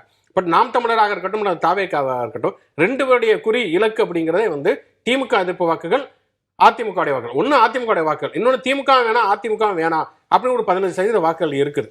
அதுலதான் கிட்டத்தட்ட 8% வாக்குகளை சீமான் வாங்கியிருக்காரு. அப்ப இந்த வாக்குகள் தான் குறி அப்படிங்கிறப்ப தொடர்ச்சி அவங்க அதை பேசிட்டே இருக்காங்க. ஆனா எடப்பாடி பழனிசாமிக்கு இந்த தந்திரமே புரியாம அவர் வந்து கொடி ஆட்டிட்டாங்க, கூட்டணிக்கு வந்துருவாங்க அப்படிங்கிறாரு. தன்னோட எதிர்காலத்துக்கு, தன்னுடைய கட்சியோட எதிர்காலத்துக்கு தான் அவங்க வந்து ஆப்பு வைக்கிறாங்க, வேட்டு வைக்கிறாங்கிறதே தெரியாம அவர் தொடர்ச்சியா, ஆக்சுவலா பார்த்தா திமுகவோட அதிமுக தான் வந்து கடுமையான எதிர்வினையை அவங்க பண்ணிருக்காங்க. மறைமுகமாக தொடர்ச்சியாக அதிமுக அவங்களுக்கு பொருட்டே இல்லைன்னு தொடர்ச்சியா சொல்லிட்டு இருக்காங்க. அவங்க கடைசியா மதுரை மாநாட்டில் கூட விஜய் என்ன சொன்னார்னா, சிங்கம் வந்து செத்த மிருகத்தை வேட்டையாடாதுன்னாரு. ஃபீல்டே இல்லாதவங்க நாங்க பேசவே மாட்டோம். இது எல்லாமே அதிமுக குறி வச்சு சொன்னதுதான். ஆதவர்ஜனா பேசுறாரு, எல்லாமே பேசுறாங்க. ஆனா அப்பலாமே அமைதியா தான் இருந்தாங்க. அப்பனா நீங்க வந்து அவருக்கு தெரியல. இன்னொன்னு வந்து அதிமுக பலவீனமாயிருச்சுங்கிறது அதிமுகவே நம்புது. இப்ப பிஜேபி வந்து அதிமுக கூட்டணி சேர்ந்துட்டாங்க, 2 பேருமே போதும் அப்படின்னு நமக்கு முடிவெடுத்திருக்கலாமே. ஏன் டிடிவி தினகரனை கொண்டு வர வேண்டிய அவசியம் என்ன இருக்குது? இதுல எடப்பாடி பழனிசாமி விருப்பமே இல்லை. பிஜேபி தான் ஒரு பிரஷர் கொடுத்து டிடிவி தினகரன் அந்த கூட்டணி கொண்டு வருது. ஏன்னா எடப்பாடி பழனிசாமி தலைமையிலான அதிமுக பலமான கூட்டணி கிடையாது, பலமான கட்சி கிடையாது, அதை வச்சு மட்டுமே வெற்றி பெற முடியாது அப்படிங்கிறதுல வந்து பாஜக உறுதியாக இருக்கிறது. அதனாலதான் டிடிவி தினகரன் கொண்டு வருது, விஜய கூட தன்னோட கூட்டணி கொண்டு வர முயற்சி பண்ணுது. அப்ப அங்க அதிமுகவில் இருக்கக்கூடிய ஒரு பலவீனம், ஒரு வெற்றிடம், அதை நோக்கி தான் வந்து விஜய் வந்து செயல்படுகிறார். அப்படின்னா அதுக்கு தான் சொல்றேன், அப்படி நீங்க செயல்படுவத தப்பு. அதுதான் அரசியல், நீங்க பொலிட்டிக்கல் ஸ்ட்ராட்டஜி நீங்க கையில் இருக்கா. அப்ப நீங்க அதிமுக விட எடப்பாடி பழனிசாமி விட நீங்க கூடுதலாக செயல்படணும் இல்லையா? அது தானே ஆட்டோமேட்டிக்கா வந்துடும். திமுகவை திட்டினோம்னா அந்த வாக்குகள் எல்லாமே தனக்கு வந்துடும் அப்படின்னு சொல்லிட்டு அவர் நினைச்சு செயல்படுறாரு. அது முழுக்க பலனளிக்குமா அப்படிங்கிறது வந்து இந்த தேர்தலில் தான் பார்க்கணும். நீங்க கடந்த நாடாளுமன்ற தேர்தலில் அண்ணாமலை தொடர்ச்சியா வந்து செயல்பட்டனாலதான் சில தொகுதிகள் வந்து பாஜக 2வது இடத்துக்கு வந்தது, அதிமுக 3வது இடத்துக்கு போடுச்சு. இது மதுரைங்கிறது அதிமுக கோட்டை. ஒருங்கிணைந்த மதுரை மாவட்டம் இருந்த நேரத்தில் திண்டுக்கல் நாடாளுமன்ற தேர்தலில் மாயத்தேவர் ஜெயிக்கிறார். அப்படி இருக்கக்கூடிய நேரத்தில் அந்த மதுரையில வந்து 2வது இடத்துல பிஜேபி இருந்து 3வது இடத்துக்கு அதிமுக போகுது. இப்ப வந்து உண்மையிலேயே தாவேக்கா வந்து கரெக்டா செயல்பட்டு இருந்தாங்கன்னா வெற்றி பெறாங்களோ இல்லையோ அதிமுக பின்னுக்கு தள்ளி 2வது இடத்துக்கு வந்துடலாம். ஆனா அதை வந்து அவங்க செய்வாங்களா? இல்ல எதுவுமே செய்யாமையே வந்து மக்களோ அல்லது அவங்களுடைய ரசிகர்களோ ஓட்டு போட்டு தாவேக்கா வந்து அதிமுக பின்னுக்கு தள்ளி முன்னுக்கு கொண்டு வருவாங்களா அப்படிங்கறத இந்த முடிவுகள் தான் நமக்கு சொல்ல வரும். தொடர்ச்சியா பார்க்கும்போது தாவேகாவை பொறுத்த வரைக்கும் விஜய் பேசும்போதா இருக்கட்டும், இல்லைன்னா அவங்களுடைய அந்த முக்கிய நிர்வாகிகள் பேசும்போது அவங்களுடைய வாக்கு வங்கி அப்படிங்கறது ஒரு பெர்சன்டேஜா வச்சுக்கிறாங்க. அது கொஞ்சம் அதிகரிச்சுட்டே போறாங்க அப்படிங்கறத நம்ம பார்த்துப்போம். நிச்சயமா இப்ப கருத்து கணிப்புகள் எல்லாம் எடுக்கிறாங்க அப்படின்னு வச்சுக்கிட்டோம்னா திமுக அதிமுகன்னு எடுப்பாங்க. தாவேகான்னு எடுக்கும்போது ஆப்வியஸா எல்லாத்தோட மைண்ட்லயும் இருக்கிறது விஜய் அப்படிங்கறது தான் ரெஜிஸ்டர் ஆயிருக்கும். இதெல்லாம் கொஞ்சம் பிரிஞ்சு கேண்டிடேட் போட்டதற்கு பிறகு பார்க்கும்போது விஜய் அப்படிங்கிற அங்க பேருக்கு அந்த கேண்டிடேட்டோட அந்த பேரு இல்லைன்னா அவர் யார் அப்படிங்கிறது தான் இருக்கும். ஸோ அப்ப இது இன்னுமே கொஞ்சம் குறையும் அப்படின்னு எதிர்பார்க்கலாமா? இல்லை, இது இன்னும் கவுண்ட் டவுனே ஸ்டார்ட் ஆகலை. ஆக்சுவலாக வந்து இது என்ன ஓட் பேங்க் இருக்கு, எல்லாமே வந்து நம்ம வானத்தில் கையை வச்சு எழுதுன கதை தான். அதான் ரேஷன் கார்டு இவ்வளோ இருக்கு அப்படின்னு ஒரு கணக்கு இருக்கு. இது எதுவுமே இப்போ சொல்றதை விட அதிகமாகவும் ஆகலாம், குறைவாகவும் ஆகலாம். அது என்னன்றது நமக்கு இப்போ இருக்கிற ஒரு பெர்சன்டேஜ்ன்றது அது வந்து நம்ம எல்லாருமே ஒரு யூகத்தில் தான் பேசிகிட்டு இருக்கோம். அதுதான் புதுக்கட்சிக்கு இருக்கக்கூடிய பலம் இல்லையா? இப்போ ஆல்ரெடி இருக்கிற எல்லா கட்சிகளுக்கும் இது இவ்வளோதான், இந்த நம்பர் தான், இதுக்கு மேலே இது 1% வேணா கூடலாம், 1% குறையலாம் அப்படின்னு ஒரு நம்பருக்குள்ளே இருக்கிற பழைய கட்சிகளை அடைக்கலாம். புதுசாக உருவாகிற கட்சிகளை அப்படி நீங்கள் நம்பருக்குள்ளே அடைக்க முடியாது. நம்ம 15ன்றோம், அவங்க 40ன்றாங்க, 60ன்றோம், 16, 13ன்னு ஒரு நம்பரை பிம்பிளிக்கு பிள்ளாப்பி மாதிரி சொல்லிக்கிட்டே தான் இருக்கமே தவிர அது ஒரு நம்பருக்குள்ளே அடையாது. ஏன்னா அது எல்லா பக்கத்திலிருந்தும் ஓட்டுகளை வந்து கவருது. அது வந்து ஒன்லி அதிமுகவில் மட்டும் கவரல, திமுகக்குள்ளேருந்து ஓட்டுகளை கவருது, அது வந்து விசிகாக்குள்ளேருந்து ஓட்டுகளை கவருது. அது எல்லா பக்கத்திலிருந்தும் ஓட்டுகளை வந்து பிரித்து எடுக்கிறதுனால அதோட பெர்சன்டேஜ் என்னன்றது நமக்கு இப்போ கிளியராக தெரியாது. உண்மையிலே இது வந்து ஒரு இவ்வளோ பெரிய கூட்டம் இருக்குது, இவ்வளோ பெரிய அரசியல் ஆசைகளோட இளைஞர்கள் வந்து உள்ளே வந்திருக்காங்க, இதோடைய ஒரிஜினல் பெர்சன்டேஜ் என்னன்றது இந்த எலெக்ஷன் நடந்து முடிஞ்சாதான் நமக்கே ஒரு ஐடியா கிடைக்கும். வெற்றி அப்படிங்கறத தாண்டி ஓட்டு வந்து பிரிய போகுது அப்படிங்கறத நீங்க சொல்றீங்க. யாருடைய அதிமுக திமுக அப்படின்னு ஒரு பக்கம் பார்க்கும்போது யாருடைய அதிகமான வாக்குகள் தாவேகா பக்கம் வருவதற்கான வாய்ப்பு இருக்கும்? இல்ல, ரெண்டு பக்கத்துல இருந்துமே வாக்குகள் அதிகமா வருதுன்னு நான் சொல்றேன். என்னன்னா ஒரு பக்கம் மட்டும் நம்ம அதிமுக மட்டும் சொல்ல முடியாது. அதிமுகவில் ஒரு குழப்பம் நீடிச்சது. அவங்க வந்து ஒரு கரிஷ்மா கீழே வந்து வேலை பார்த்து பழக்கப்பட்டவங்க. அதாவது வந்து எம்ஜிஆர், ஜெயலலிதாவுக்கு பிறகு அவங்களுக்கு ஒரு கரிஷ்மா வேணும். அந்த கரிஷ்மா விஜயா இருக்காருன்னு அந்த கரிஷ்மாவுக்கு பின்னாடி இவ்வளோ கூட்டங்கள் திரளுது இல்லை. அப்போது அதிமுகவுக்கு இன்னொரு நம்ம இப்போ இருக்கக்கூடிய இவ்வளோ பிரச்சனையில் நம்ம விஜய்க்கு வந்து ஆதரவு தெரிவிக்கலான்னு அதிமுகக்குள்ளே இருந்து அப்படி ஒரு குரூப் வேணா வந்து இதுக்கு போகலாம். ஆனால் திமுக கூட்டணிக்குள்ளே இருந்து பல்வேறு சிக்கல்கள் இருக்குது. இப்போ விசிகாவில் நிறைய ஓட்டுகள் வந்து தாவேகாவுக்கு போகுது விசிகால இருந்து. அது சில சமூக சிக்கல்கள் அங்கே இருக்கு. அதாவது வந்து ஒரு கட்சிக்குள்ள ஒரு என்னதான் நீங்க விசிகாக்குள்ள நீங்க இருந்தாலும் ஒரு ஜாதி அமைப்பாக தான் பார்க்கப்படுவீங்க. அப்போ அதை விட்டு வெளியே வரணும்னு நினைக்கிற இளைஞர்கள் வந்து ஒரு பொது கட்சிக்குள்ள போவாங்க. அப்படிதான் வந்து விஜயகாந்த் வளர்ந்தாரு வட தமிழ்நாட்டில். அதே மாதிரி வந்து இப்போ விஜய் வரும்போது இது பொது தளத்துக்கு போகலாம், நம்ம இதை விட்டு ஒரு பொது இடத்துல நிற்கலான்ற எண்ணத்தில் நிறைய பேர் விஜய்க்குள்ளே போகிறாங்க. அதே மாதிரி சிறுபான்மை ஓட்டுகளையும் அவர் அதிகமாக எடுக்க போகிறாருன்னு சொல்கிறாங்க. அப்போ நீங்கள் ஒவ்வொரு பகுதியிலிருந்து எல்லா பக்கத்தில் இருந்துமே, அதாவது 10 பேர் கிளாஸில் டீ குடிக்கிறோம், ஒருத்தர் மட்டும் எம்டி கிளாஸ் வச்சுருக்காரு, எல்லா கிளாஸ்ல இருந்து கொஞ்சம் கொஞ்சம் வாங்கினாருன்னா இவர் கிளாஸ் நிறைஞ்சிரும்ல. அப்போ மற்றதெல்லாம் கொஞ்சம் குறைஞ்சி அதுதான் நடக்குது இப்போ ஆக்சுவலாக இது என்னன்றது இந்த தேர்தல் முடிஞ்சாதான் இது உண்மையிலே கதையா பேய் கதையான்றது நமக்கு தெரியும். சிறுபான்மையினருடைய ஓட்டுகள் நிச்சயமா தாவேகாவிற்கு வரும் அப்படின்னு சொல்றாரு. அது அவங்க கட்சியை சேர்ந்தவங்களுமே தொடர்ந்து சொல்லி வந்திருக்கிறத நம்மளால பார்க்க முடியுது. மறுபக்கம் விசிகாவில் இருக்கக்கூடிய வாக்குகள் கணிசமாகவே பிரியும் அப்படின்னு சொல்றதை நீங்க எப்படி பாக்குறீங்க? இல்லை, எனக்கு லாஜிக்கலா பார்த்தோம் அப்படின்னு சொன்னா வந்து நான் முதலே சொன்னது மாதிரி அதிமுக வாக்குகளை தொடர்ச்சியாக தாவேகா குறிவிக்கிறது. தாவேகா மட்டுமல்ல, நாம் தமிழர், அண்ணாமலை எல்லாமே குறிவிச்சிருக்காங்க அப்படிங்கிறத சொல்ல போறோம். அப்போ வந்து அதிமுகவுடைய வாக்குகள் அதில் போவதற்கான வாய்ப்புகள் இருக்குது. நாம் தமிழர் கட்சியுடைய வாக்குகளுமே கணிசமான அளவுக்கு தாவேகாக்கு போகிறதுக்கான வாய்ப்புகள் இருக்குது. ஏன்னா வந்து திமுக அதிமுக ரெண்டு கட்சிகளுமே வேண்டாம் அப்படின்னு சொல்லக்கூடிய ஒரு ஓட் பேங்குங்கிறது இங்கே இருக்குது. ஏன்னா விஜயகாந்த் வந்தப்போ ரெண்டு கட்சிகளையும் மோசம் தான் தொடர்ச்சியாக பேசிக்கிட்டே இருந்தார். அதுக்கு பிறகு சீமான் பேசினார். அப்போ வந்து அந்த வாக்குகள்லாம் சீமானுக்கு போச்சு, கமலஹாசனுக்கு போச்சு, அதெல்லாம் பார்க்குறோம். இவர் ஆனால் இன்னும் அதிமுகவை இப்போ தான் அவங்க விமர்சிக்க ஆரம்பிச்சிருக்காங்க. ஆனாலும் கூட ஏதோ ஒரு புது மாற்றம் வேண்டும். என்ன மாற்றம்னு கேட்டிங்கன்னா உங்களுக்கு சொல்ல தெரியும். பட் ஏதோ ஒரு மாற்றம் வேணும் அப்படின்னாங்க. அந்த வாக்குகள் தாவேகாக்கு போவதற்கான வாய்ப்புகள் இருக்கிறது. இப்போ வந்து விஜயகாந்த் வந்தப்போ வந்து வடபகுதியில் வன்னியர்களுடைய வாக்குகளும் தலித்துகளுடைய வாக்குகளும் ஓரளவு கணிசமாக போச்சு. சினிமா நடிகர்கள் மீதான ஒரு கவர்ச்சிங்கிறது தலித்துகளும் வன்னியர்களும் அதிகம் இருக்கிறது அப்படிங்கிற ஒரு புது கருத்து உண்டு. அது விஜயகாந்துடைய காலகட்டத்தில் இருந்தது. விஜயனுடைய காலகட்டத்தில் அது அப்படி இருக்குதா அப்படிங்கிறது நமக்கு உறுதியாக தெரியல. ஏன்னா சினிமாக்கள்லேயே நீங்கள் பார்த்தீங்கன்னா ஒன்று வந்து விஜயகாந்துக்கு வந்து தொடர்ச்சியாக ஒரு பெரிய நெட்வொர்க் இருந்தவர். கட்சி ஆரம்பிக்கிறதுக்கு முன்னாலே வந்து அவருடைய ரசிகர் மன்றத்தில் குடிபறக்காத கிளைகளே கிடையாது அப்படிங்கிற அளவுக்கு ஒரு வலுவான ஒரு கட்டமைப்பு உருவாக்கினார். இன்னொன்று நீங்கள் பார்த்தீங்கன்னா இப்போ எம்ஜிஆர் அல்லது விஜயகாந்தோட நம்ம விஜயை கம்பேர் பண்ணவே முடியாது. எம்ஜிஆருக்கும் விஜயகாந்துக்கும் சினிமாவில் வந்து ஒரு பொலிட்டிக்கல் இமேஜ் தொடர்ச்சியாக இருந்துகிட்டே இருந்தது. விஜயகாந்த்னா ஒரு நேர்மையானவர், ஊழலை எதிர்ப்பார், அவர் வந்து ஒரு கருப்பு நிறம், அவர் ஒரு திராவிட நிறம். அவருடைய ரசிகர் மன்றத்தோட ஸ்லோகனே தமிழன் என்று சொல்லடா, தலை நிமிர்ந்து நின்றடா. அப்புறம் பிரபாகரனை வந்து முன்னிலைப்படுத்தாரு, தன்னோட பையனுக்கு பிரபாகரன் பேர் வச்சாரு, கேப்டன் பிரபாகரன் படம்படுத்தாரு. இதெல்லாமே வந்து அவருடைய பொலிட்டிக்கல் இமேஜாக இருந்தது. எம்ஜிஆருக்கு உங்களுக்கு முன்னாடி தெரியும் ஒரு திராவிட கருத்துக்களை பேசினார். விஜயை பொறுத்த வரைக்கும் அப்படி எதுவுமே கிடையாது. அவருடைய படங்கிறது ஒரு என்டர்டைன்மெண்ட், அவ்வளவுதான். இன்னும் சொல்லப்போனா 2010 பிறகு தமிழ் சினிமா வந்து ஒரு பொலிட்டிக்கல் சினிமா ஆயிரா. ரஞ்சித், மாரி செல்வராஜ் போன்றவர்கள்லாம் வரும்பொழுது அதுக்கு வந்து விஜயனுடைய சமகாலத்தில் வந்து எல்லா நடிகர்களுமே அதை முகம் கொடுத்து நடிச்சாங்க. அஜித் கூட நேர்கொண்ட பாருங்க ஒரு பொலிட்டிக்கல் படம் நடிச்சாரு, விக்ரம் தங்கலால் நடிச்சாரு, சூர்யா ஜெய்பீம் நடிச்சாரு, தனுஷ் படங்கள் நடிச்சாரு, ரஜினி காலா கபாடி நடிச்சாரு. நடிக்காத ஒரே ஒரு நடிகர் யாருன்னா விஜய் தான். விஜய்க்கு எந்த விதமான பொலிட்டிக்கல் இமேஜுமே இல்லை. அப்ப நீங்க வந்து ஒரு விஜயகாந்தோடையும் எம்ஜிஆரோடையும் இருக்கக்கூடிய பொலிட்டிக்கல் இமேஜோட விஜய் வந்து நம்ம கம்பேர் பண்ண முடியும். விஜய் வந்து ஒரு பக்கா என்டர்டைனர், அதை வந்து யூத்துக்கு பிடிக்குது அப்படிங்கிற அளவுல நம்ம எடுத்துக்கலாம். இன்னொன்னு இளைஞருடைய வாக்குகள் வந்து விஜய்க்கு போகலாம். ஆனா எல்லா இளைஞர்களும் விஜய்க்கு தான் போடுவாங்கன்னு சொல்ல முடியாது. விஜய்க்கு ரசிகர்கள் இருக்கிறது மாதிரி தான் அஜித்துக்கும் ரசிகர்கள் இருக்காங்க, சூர்யாவுக்கு இருக்காங்க, சிவகார்த்திகனுக்கு இருக்காங்க. இவங்க எல்லாத்துலயுமே ஒம்பளத்து வச்சிருக்காங்க விஜய் ரசிகர்கள். அஜித் ரசிகரோட சண்டை போட்டிருக்காங்க கடந்த காலத்துல. இப்ப சிவகார்த்திகேயன் ரசிகரோட சண்டை போட்டிருக்காங்க, ரஜினி ரசிகரோட சண்டை போட்டிருக்காங்க, சூர்யா. அப்ப அவங்களாம் யாருக்கு ஓட்டு போடுவாங்கிறது இருக்கு. இன்னொன்னு இளைஞர்கள் வெறுமனே வந்து ரசிகர்கள் மட்டும் தானா? இப்ப திமுக ஒரு இளைஞரணி இருக்கு, அவங்க வந்து 5 லட்சம் நிர்வாகிகள் போட்டுருக்காங்க, 50 லட்சம் உறுப்பினர்கள் இருக்காங்க, அவங்க தொடர்ச்சியா மாநாடுகள் நடத்துறாங்க, நிர்வாகிகள் சந்திப்பு நடத்துறாங்க. அதிமுக இளைஞர்கள் இளம்பெண்கள் பாசனம் இருக்கு. அப்ப அந்த இளைஞர்கள் யார்? அவங்க எல்லாம் இங்க ஓட்டு போடுவாங்க அப்படிங்கிற கேள்வி எல்லாம் இருக்குது.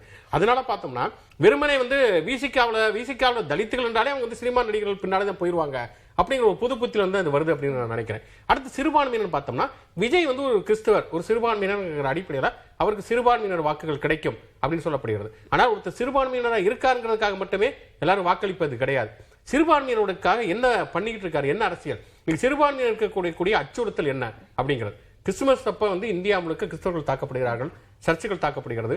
ஒடிசாவில் ஒரு பாதிரியார் வந்து கையை கட்டி வாயில மாட்டுச்சாணத்தை திரித்து ஜெய் ஸ்ரீராம் கோஷம் போட சொல்றாங்க. விஜயிடம் வந்து எந்த விதமான அறிக்கையும் இல்லை. இஸ்லாமியர்கள் மீதான தாக்குதல்கள் எவ்வளவு இருக்கிறது. அந்த லிஞ்சிங் பத்தி இதுவரைக்கும் விஜய் பேசவே இல்லை. திருப்பரங்குன்ற இஷ்யூக்கு வாயை திறக்கிற விஜய் கேட்டா திமுகவும் பாஜகவும் ஒரு நாடகம் நடத்துது அப்படின்னு போறப்ப சொல்லிட்டு போறாங்க. அப்ப சிறுபான்மையுடைய பிரச்சனைகளை பத்தி பேசாத ஒருத்தர் அவர் ஒரு சிறுபான்மையினர் அப்படின்னு அவரே சொல்லிக்கிறதுனால அவருக்கு சிறுபான்மையினர் வாக்களிக்கணுங்கிற என்ன அவசியம் இருக்கிறது? சிறுபான்மையினரை பொறுத்த வரைக்கும், குறிப்பா இஸ்லாமியர்களை பொறுத்த வரைக்கும் அவங்க வந்து இந்துத்துவத்துக்கு எதிராக, பிஜேபிக்கு எதிராக யார் ஒரு வலுவான அரசியல் கொண்டிருக்கார்கள் அப்படிங்கிறத பார்ப்பாங்க. இன்னொன்று, பிஜேபிக்கு எதிராக எந்த கட்சி வந்து அதிகமாக வெற்றி பெறுவதற்கு சாத்தியம் உள்ள ஒரு கட்சி அப்படிங்கிறத பார்ப்பாங்க. அதனால நீங்க கடந்த நாடாளுமன்ற தேர்தலில் கூட ஏடிஎம்கே பிஜேபி கூட்டணி விட்டு வெளியில வந்துருச்சு. எஸ்டிபியோட அவங்க கூட்டணி வச்சிருந்தா கூட சிறுபான்மையினர் அவங்க நம்ப தயாரா இல்லை. ஏன்னா ஏடிஎம்கே பிஜேபி கூட்டணி விட்டு வெளியில வந்துருச்சு. தமிழ்நாட்டில் தேர்தல் பிரச்சாரத்தை முடிச்சுட்டு மோடி வெளிமாநிலங்களுக்கு போய் முஸ்லீம்களுக்கு எதிராக அவ்வளவு விருப்ப பிரச்சாரம் பண்ணாங்க. காங்கிரஸோட தேர்தல் அறிக்கையை வச்சுட்டு இவங்க வந்து எருமை மாட்டை எடுத்து முஸ்லீம்களுக்கு கொடுத்துருவாங்க, இவங்க சொத்துக்களை எடுத்து கொடுத்துருவாங்க. ஒரு வாரத்தை கூட எடப்பாடி பழனிசாமி எடுத்து பேசல, அவர் கூட்டணியிலே இல்லை. அப்ப சிறுபான்மையினருக்கு தெரியும் யார் வந்து தங்களுக்கான அரசியலை தொடர்ச்சியாக முன்வைக்கிறார்கள் அப்படிங்கிறது அவங்களுக்கு தெரியும். அப்படி இருக்கக்கூடிய சூழல்ல விஜய் ஒரு சிறுபான்மையினை சேர்ந்தவர், சிறுபான்மை இனத்தை சேர்ந்தவர்னாலேயே அப்படியெல்லாம் சிறுபான்மையை நம்பி வாக்களிப்பாங்க அப்படிலாம் நான் நம்பல. இப்போ சோசியல் மீடியாவில் பார்த்தோம்னா விஜய்க்கான ஆதரவாக இருக்கட்டும், இல்லைன்னா எதிர்ப்பாக இருக்கட்டும், கொஞ்சம் ஸ்ட்ராங்காகவே தாவேகாவினுடைய வருகைக்கு பிறகு இளைஞர்கள் அந்த அரசியலை அதிகமா எடுத்துட்டு வரதை நம்மளால பார்க்க முடியுது. இது அந்த அரசியல்ல விஜயனுடைய அரசியலுக்கு அது கொஞ்சம் சப்போர்ட்டாகவோ இல்லைன்னா சப்போர்ட் இல்லாமையோ இந்த இரு பிரிவாக பிரிவதற்கான வாய்ப்பு இருக்குமா? நீங்க சோசியல் மீடியா வச்சாலும் ஒண்ணுமே பண்ண முடியாது. இப்போ போடலாம் போட்டோம்னா சீமான் தான் முதலமைச்சர் தான் ரிசல்ட்டே வரும். நீ அதை வச்செல்லாம் முடிவு பண்ண முடியாது. ஈழ பிரச்சனை அவ்வளவு தீவிரமா பேசிட்டு இருப்பாங்க, ஆனா வைகோ வந்து ஜெயிக்க மாட்டாரு. அதனால வந்து நீங்க சோசியல் மீடியா வச்சு நீங்க எதுவுமே பண்ண முடியாது. சோசியல் மீடியால வந்து அவங்க வந்து வெளிநாட்டுல இருக்காங்களா, இங்க இருக்காங்களா, அவங்களுக்கு ஓட்டு இருக்கா இல்லையா, எதுவுமே தெரியாது. ஃபேக் ஐடியா எதுவுமே தெரியாது. பாட்டு வச்சு பண்றாங்களா எதுவுமே தெரியாது. அதனால அதை வச்சு நீங்க ஒரு முடிவுக்கு வர முடியாது. இப்ப நான் சமீப காலமா பார்த்தோம்னா 2 குடிசை தொழில் ரொம்ப வளர்ந்துருக்கு. ஒண்ணு வந்து வானிலை கணிப்பாளர்கள் நிறைய உருவாயிட்டாங்க வெதர்மேனுக்கு பிறகு. அதே மாதிரி இந்த சர்வே எடுக்கிறவங்க இஷ்டத்துக்கு சர்வே எடுத்துட்டு அவங்க இஷ்டத்துக்கு சொல்றாங்க. அது வந்து ஒரு காலகட்டத்தில் ஒரு 4 சர்வே வரும், நமக்கே 2 சர்வே ஃபேக்கு கருத்து திரும்பி தெரியும், 2 சர்வே வந்து முன்ன பின்ன இருக்குன்னு தெரியும். ஆனா இப்ப நமக்கு பார்த்தாலே இது ஃபேக் இப்படிதான் பண்றாங்க. இப்ப இதுக்கான வாய்ப்புகளே கிடையாது. கூட்டி கழிச்சு பார்த்தா 200% வருது, எல்லாத்தையும் கூட்டி கழிச்சு பார்த்தோம்னா. அதனால நீங்க சோசியல் மீடியா, அதாவது சோசியல் மீடியாங்கிறது இம்பாக்ட் உண்டாயிருக்கு, அது நம்ம மறுக்கவே முடியாது. அதனாலதான் ஸ்ட்ராட்டஜிஸ்ட்லாம் இருக்காங்க. ஆனா நீங்க ஸ்ட்ராட்டஜிஸ்ட் யாருமே எலெக்ஷன்ல ஜெயிக்கலையே, பிரசாந்த் கிஷோர் கட்சியை ஜெயிக்கலையே. அது என்னன்னா உங்களுக்கு உதவி செய்வாங்களே தவிர அவங்க தான் முதன்மை நாயகன்னு சொல்ல முடியாது. சோசியல் மீடியா ஒரு இம்பாக்டை உருவாக்கி இருக்குது. 2000க்கு பிறகு ஒரு 2010க்கு பிறகு ஒரு இம்பாக்டை உருவாக்கி இருக்கிறதுங்கிறது உண்மைதான். ஆனா அது மட்டுமே வந்து எல்லாவற்றையும் தீர்மானிச்சிடும் இல்ல, அதுல நடக்கக்கூடிய வெற்றி தோல்விகளே வந்து களத்துடைய வெற்றி தோல்விகளாக இருக்கும் அப்படிலாம் நம்ம சொல்லவே முடியாது. இப்போ ஒரு எலெக்ஷன் நடத்த போறாங்க இல்லைன்னா ஒரு கட்சி அப்படின்னா அவங்களுடைய அந்த கட்டமைப்பு அப்படிங்கிறது நிச்சயமா ஸ்ட்ராங்காக இருக்கணும். ஒரு கூட்டணி பேச்சுவார்த்தை நடக்குது அப்படின்னா ஒரு கட்சியை சேர்ந்த மூத்த தலைவர்கள் இல்லைன்னா 2ஆம் கட்ட தலைவர்கள் அப்படிங்கிறவங்க இன்னொரு கட்சி கூட பேச்சுவார்த்தை நடத்துவாங்க. கனிமொழி அவர்கள், ராகுல் காந்தி அவர்கள் அந்த பேச்சுவார்த்தை எல்லாமே நடத்திருந்தாங்க. இப்ப தாவேகா அப்படின்னு பார்க்கும்போது விஜய் ஓகே களத்துல இறங்கல பேசல அப்படின்னு எல்லாம் எடுத்துக்கிட்டாங்கன்னா அடுத்தது இருக்கக்கூடிய அந்த தலைவர்கள் வந்து இப்ப செங்கோட்டையன் மாதிரியான ஆட்களை பயங்கரமான ஒரு ஸ்ட்ராட்டஜி வகுக்கக்கூடியவர், நல்லா பிளான் பண்ணக்கூடியவர் அப்படின்னு நம்ம தொடர்ந்து பார்த்துட்டு வந்துட்டு இருக்கும்போது அவங்களும் அந்த கூட்டணியான அந்த பேச்சுவார்த்தையில சரியா ஈடுபடல அப்படின்னு நம்ம பார்க்க வேண்டியதாக இருக்கா? நீங்க நாஞ்சில் சம்பத் எழுதுங்க. நாஞ்சில் சம்பத் ஒரு பேச்சாளர். அவர் வந்து பேசுறதுக்காகத்தான் அவர் இருக்காரு. அவர் எந்த காலகட்டத்தில் ஒரு அமைச்சர் ஆகணும்னு ஆசைப்பட்டவர் கிடையாது. பேசணுங்கிறது அவருது. அவர் வந்து பரப்புரை செயலாளர் அப்படின்னு கொள்கை பரப்பு செயலாளர் ஏற்கனவே நிறைய பேர் இருக்காங்க. இவர் வெறும் பரப்புரை செயலாளர். ஆனா தேர்தல் பிரச்சாரத்துக்குன்னு ஒரு குழு வந்து போடுறாங்க. அதுல நாஞ்சில் சம்பத்தா இல்ல. அப்புறம் நாஞ்சில் சம்பத் எதுக்கு நீங்க கட்சியில சேர்த்தீங்க, அவர் என்ன செய்ய போறீங்க அப்படிங்கிற கேள்வி இருக்கு. தேர்தல் அறிக்கை தயாரிப்பு குழுவிலையும் செங்கோட்டையன் பேர் இல்ல. அப்புறம் செங்கோட்டையன் தான் அதுல இருக்கக்கூடிய ஒரு சீனியர். அவருக்கு வந்து தெரியும், ஒரு ஃபீல்டு ஒர்க்கர். அவருக்கு வந்து கடந்த காலங்களில் அமைச்சராக இருந்திருக்காரு, கல்வித்துறை அமைச்சராக இருந்திருக்காரு. தொடர்ச்சியாக அவருக்கு தெரியும். அவரே தேர்தல் அறிக்கை தயாரிப்பு குழுவில் இல்லைங்கிறப்ப உண்மையிலே இவங்களுக்கு என்ன ஐடியா இருக்குதுன்னு நமக்கு தெரியல. அது ஒரு சிறுபிள்ளை விளையாட்டு மாதிரி தான் இருக்குதே தவிர எப்படி நடக்கணும் அப்படிங்கறதே அவங்களுக்கு தெரியல. யார்கிட்ட அவங்க வந்து ஆலோசனைகள் கேட்கறாங்க அப்படிங்கறதே நமக்கு சரியா தெரியல. நீங்க சொல்லுங்க, தாவேகாவுல கட்டமைப்பு அப்படிங்கிறது இன்னும் கூட்டணி எல்லாம் பேசாம இருக்காங்க. தேர்தல் அறிக்கை வந்து தயார் செய்ய போறோம், திமுக மாதிரி பாக்ஸ் எல்லாம் வச்சு மக்களுடைய அந்த ஒப்பீனியனை வாங்க போறோம் அப்படின்னு சொல்லியிருக்காங்க. அதற்கான முன்னெடுப்பு இது வரைக்கும் எடுத்திருக்காங்களா அப்படிங்கிறது தெரியல. பரப்புரையை பொறுத்த வரைக்கும் ஜனவரி 26ஆம் தேதியில இருந்து நாங்க தொடங்க போறோம், அந்த இன்டென்ஷனா இறங்க போறோம் அப்படிலாம் சொல்லிட்டு 30ஆம் தேதி ஆயிடுச்சு. இன்னும் என்ன பண்ணிருக்காங்க அப்படின்னு தெரியல. சோ ஓவராலா பார்க்கும்போது அந்த ஸ்ட்ரக்சர் அப்படிங்கிறது ஹைரார்கி வைஸ் இன்னும் கொஞ்சம் சரியா இல்ல அப்படின்னு எடுத்துக்கணுமா? அதாவது ஏன் தாவேகா மேல மட்டும் இவ்வளவு கவனமா இருக்காங்க? நீங்க வந்து அவ்வளவு தாவேகாவை காப்பாற்ற வேண்டிய அவசியம் ஏன்? அவ்வளவு அந்த குழந்தை எப்படியாவது வந்து எங்கேயுமே தவறி விழுந்துடக்கூடாது, ரொம்ப பத்திரமா நடந்து போய் போட்டுமே. அது வந்து தவந்து கீழே விழுந்து எந்திரிச்சு நடந்து சைக்கிள் ஓட்டினா அடிபடத்தான் செய்யும். புதுசா சைக்கிள் ஓட்டும் போது எந்திரிச்சு புதுசா நிற்கும் போது கீழே விழத்தான் செய்யும். அது எல்லாமே செய்யட்டும். எல்லாம் தொட்டில விட்டு இறங்குது. அதாவது ஒரு குழந்தை அது கொஞ்சம் முதல்ல சவள பிள்ளையா இருந்தது. இப்பதான் எந்திரிச்சு நடமாட பேச்சுவார்த்தை எல்லாமே வந்திருக்கு. அந்த பிள்ளை இப்பதான் நடக்குது. பிள்ளைக்கு ஆதரவா பக்கத்துல மாதிரியான ஆட்கள், நாஞ்சில் சம்பத் மாதிரியான ஆட்கள் எல்லாம் கொஞ்சம் இப்பதான் வந்துட்டு இருக்காங்க. ஜெயஸ்ரீ பிரபாகர் இந்த மாதிரி ஆட்கள் எல்லாம் வரும்போது சரி அடுத்த கட்டத்துக்கு அவங்களுக்கான வாய்ப்பு கொடுத்து இல்ல, அவங்களுமே இப்பதான் லேர்ன் பண்றாங்க ஒண்ணு. அதாவது இதுவரைக்கும் நடந்த கூட்டத்திலே இப்ப இந்த செயல் வீரர் கூட்டம் ஒண்ணுதான் ஒழுங்கா நடந்திருக்கு. அதாவது பாத்தீங்கன்னா ப்ராப்பரா பேசி ஒவ்வொருத்தரா பேசி கடைசி விஜய் பேசுறதுன்றது அந்த அந்த கூட்டத்திலே இப்பதான் வந்து ஒரு ஒழுங்குக்கே வந்திருக்கு. உறுதிமொழி வாங்குறாங்க, எல்லாமே வாங்குறாங்க. அது இதுக்கு முன்னாடியும் இவ்வளவு பெரிய மாநாடு நடந்தது, வேற யாருமே பேசல. அவ்வளவு பெரிய, அதாவது அவங்களே ஒண்ணா இப்பதான் லேர்ன் பண்ணிக்கிறாங்க. அப்போ இது எல்லாமே வந்து இன்னும் கீழே நிறைய பேர் போய் சேரத்தான் போறாங்க. இப்ப 2 கட்சியிலையும் வாய்ப்பு கிடைக்காத பல்வேறு கீழே இருக்கக்கூடிய பகுதி செயலாளர்கள், ஒன்றிய செயலாளர்கள் இப்படின்னு நிறைய பேர் இன்னும் தாவேகாக்குள்ள வந்து வரத்தான் போறாங்க. அவங்க ஏதோ ஒரு வேலையை வந்து கீழே தெரிஞ்சு அது இதுன்னு பார்க்கத்தான் போறாங்க. ஆக்சுவலா இந்த கட்சி ஏன் வந்து அவ்வளவு வேகமா செயல்படலை, இவ்வளவு பேர் இருந்தும் வந்து இவரை ஏன் அதுக்குள்ள போடல, அவரை ஏன் அதுக்குள்ள போடலன்ற ஏதாவது ஒரு கொஸ்டினை வந்து கேட்டுக்கிட்டே இருக்கும் பாத்தீங்களா? அவங்கள அந்த கேட்க வச்சுறதுக்கு கேள்வி கேட்டுட்டே இருந்தா இன்னும் கொஞ்சம் அப்படியே ஸ்ட்ரக்சர் ஆகவே மாட்டேன்ற. நீங்க எனக்கு நாங்க எங்க பிரச்சனையை நாங்க பாத்துக்கிறோம், நீங்க எதுக்கு எங்களை கொஸ்டின் கேக்குறீங்க, நீங்க எதுக்கு எனக்கு பல்வேறு வியூகங்கள்ல பேசுறீங்க? இது எல்லாமே தான் தாவேகாக்கு பலமாகுது. தாவேகாவுடைய பலம்ன்றது கேள்விகள் தான். இப்ப நீங்க நோக்கி ஒரு புதிய கட்சிகள் தொடங்கியே 2 வருஷம் ஆகக்கூடிய கட்சிகளை இவ்வளவு கேள்விகள் கேட்குறீங்க. இதுக்கு முன்னாடி இருந்த கட்சிகளை நோக்கி அவ்வளவு கேள்விகளை கேட்டிருக்கீங்களான்னு கேட்டா இல்ல. அது வந்து ஏதோ ஒரு பதில் சொல்லிருச்சுன்றதுனால அந்த பதிலே திருப்தி அடைஞ்சுக்கிறீங்க. நாங்க சொல்லக்கூடிய பதில வந்து நீங்க திருப்தி அடையலைனாலுமே உங்களுக்கு வந்து ஒரு 30 நாள் கழிச்சு ஒரு பதில் சொன்னா ஏன் பதில் சொல்றீங்கன்னு கேக்குறீங்க. அப்படியே வந்து பேசினாலும் நீங்க அவரே அப்படி பேசுறீங்க, உங்களுக்கு பேச தெரியல, இன்னும் பக்குவம் பத்தலன்னு சொல்றாங்க. பார்க்கலையே, ஒரு மீடியாவை சந்திக்கலையே அப்படிங்கறதான. அதாவது அது வந்து அது பார்வையில அது பழகுனதுல சில விஷயங்களை ஒதுக்கி வைக்கிறாங்க. அந்த ஒதுக்கி வைக்கக்கூடிய விஷயங்கள் தவறுன்னு அவங்களுக்கு புரியும் போது தான் அதை செய்வாங்க. அவங்க ஒதுக்கி வைக்கிறத சரின்னு தொண்டர்களும் நம்புறாங்க, அவங்களும் விரும்புறாங்க. அவங்களும் ஏன் 30 நாள் விஜய் பேசலன்னு யாருமே கேட்கலையே. இப்போதைக்கு வந்து விஜயை பிடிச்சவங்க, விஜய் ரசிகர்கள் தானே விஜய்க்கு ஓட்டு போட போறாங்க. அவங்க வந்து ஒரு பிரஷர் பண்ணி கேட்டிருக்கணும்ல, ஏன் என் தலைவர் இல்ல அப்படி நம்ம பார்க்கும்போது பிடிச்சவங்களை மட்டும் நம்ம அதை ஃபோக்கஸ் பண்ணி பார்க்க முடியாதுல. மக்கள் எல்லாத்தையுமே அவங்களுக்கு ஃபேவரான ஓட்டுகளை தாண்டி இல்லாத ஓட்டுகளையும் நமக்கு பிடிக்காத ஒருத்தங்களோட ஓட்டுகளை கவர் பண்ண வேண்டிய அந்த ஒரு சூழ்நிலை உருவாகும். இல்ல, நீங்க அவர் பேசி இருந்தா கூட இவ்வளவு கோணங்கள்ல இவ்வளவு விஷயங்கள் போயிருக்காது. இப்போ கரூர் இஷ்யூ ஆகட்டும், அதில் ஏற்படுத்தக்கூடிய வதந்திகள் எல்லாமே கடைசி சிபிஐ விசாரணைக்கு போகிற அளவுக்கு ஆயிடுச்சு. அந்த கொஸ்டினபிள் எதுவுமே அவங்க வைக்கல இல்லையா? அந்த இதில் வந்து இவர் இருப்பாரா, அவர் இருப்பாரா, இவங்களா அவங்களா, இது எல்லாமே பொது சமூகம் வச்ச கேள்விகளை பூராமே கடைசி குற்றச்சாட்டாகி அது கம்ப்ளைண்ட் ஆகி அதை சிபிஐ விசாரணை பண்ணுற அளவுக்கு போயிடுச்சு. இதில் எதுவுமே இவங்க சொல்லலை வாய் ரீதியாக. அப்போ ஒவ்வொரு விஷயத்தில் ஜனநாயக இஷ்யூலையும் அவர் பேசவே இல்லை. அது என் தனிப்பட்ட என் பட பிரச்சனை, நான் பேசவே இல்லை, அதை அந்த பிரச்சனையை நான் பார்த்துக்கிறேன்னு அன்னைக்கு நடந்த மீட்டிங்லேயும் அவரும் பேசலை. ஆனால் இதுக்கு பின்னாடி பிஜேபி இருக்குது, அது இருக்குது, இது இருக்குன்னு அதை பல்வேறு கோணங்களில் பேசி அலசி ஆராய்ஞ்சு எல்லா வியூவையும் தாவேக்கா கொடுத்தாச்சு கொண்டு போய். தொடர்ந்து அவங்க பேசல, மௌனமா இருந்தாலும் பரவாயில்ல, எங்களை புரிஞ்சுப்பாங்க அப்படிங்கிற ஒரு நிலைப்பாட்டில் அவர் சொல்லும்போது, ஒருவேளை நம்ம தொடர்ந்து பேசினாலோ ஒரு மீடியாவை மீட் பண்ணும்போதோ ஏதாவது நம்ம தவறாக பேசிடுவோம், இல்லைன்னா சரியா இருக்காது அப்படிங்கிற கோணத்தினால அந்த பேசுவதை தவிர்க்கிறாங்களா? இல்லை, அதில் பிரம்மா சொன்னதில் எனக்கு பிடிச்ச விஷயம் என்னன்னா, எலெக்ஷன் வரவங்க நிறைய அந்த கட்சி இந்த கட்சி வந்து நிறைய வட்டச்செயலாக வராங்க, அவங்க வேலை பார்ப்பாங்க, கடைசி வரைக்கும் சொந்த பணம் இல்லை, யாராவது வருவாங்க வேலை பார்ப்பாங்கன்னு, வந்தவங்களை வச்சு அவங்க வேலை பார்க்கலைங்கிறதா. அதில் இன்னொரு விஷயத்தை நம்ம சேர்த்து பார்க்கணும்னா, இப்போ திமுக அதிமுகவில் சில பேருக்கு சீட்டு கொடுக்கலன்னா அதிருப்தி வரும், அவங்களை கூப்பிட்டு கன்வின்ஸ் பண்ணுவாங்க.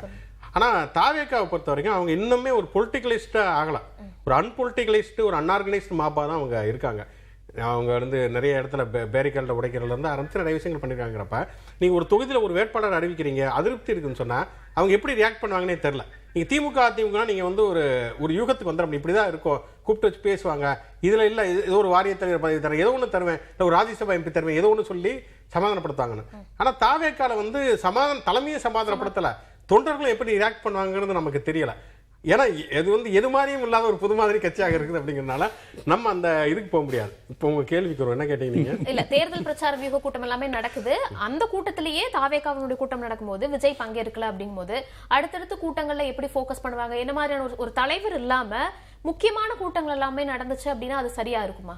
சரியா இருக்காதுதான். ஆனா அப்படிதான் இருக்கட்டுமே, உங்களுக்கு என்ன பிரச்சனை அப்படின்னு கேட்கறாங்களே பிரம்மாலாம். ஆனா உண்மையிலே வந்து இதுல வந்து மீடியாக்களை பொறுத்த வரைக்கும் இல்லை ஒன்றும் இல்லை. இப்ப வெனிசுலா அதிபர் பிரச்சனையை பத்தி நம்ம பேசணும்னா வியூஸ் வராதுங்கிறதா உண்மை. இன்னைக்கு மீடியாக்களுக்கு ஒரு தேவை இருக்கு. ஏன் தாவேக்கா வந்து தொடர்ச்சியா கேட்கறாங்கன்னா, தாவேக்காவை பத்தி பேசுறது ஒரு ஆர்வமாக இருக்குது, அதை பத்தி வந்து பேசலாம், வந்து மீட் பண்றாங்க, எதிர்பார்ப்புகள் இருக்குது, வியூஸும் இருக்குது, அது பின்னாடி பிசினஸ் இருக்கு, எல்லாமே இருக்குதுங்கிறப்ப அதை பத்தி பேசுறோம். இன்னொன்று வந்து நம்புறோம். இப்ப திமுக அதிமுக மாதிரி ஒரு எல்லாருக்கும் தெரிந்த ஒரு வெகுஜன கவர்ச்சி உள்ள ஒரு நடிகர் அவர் வந்து தலைவராக வர்றாருங்கிறப்ப அவர் என்ன பண்ண போறாரு அப்படிங்கிற எதிர்பார்ப்பு எல்லாருக்குமே இருக்குது. இது மாதிரி கமலஹாசனுக்குமே அந்த மாதிரியான எதிர்பார்ப்பு இருந்தது.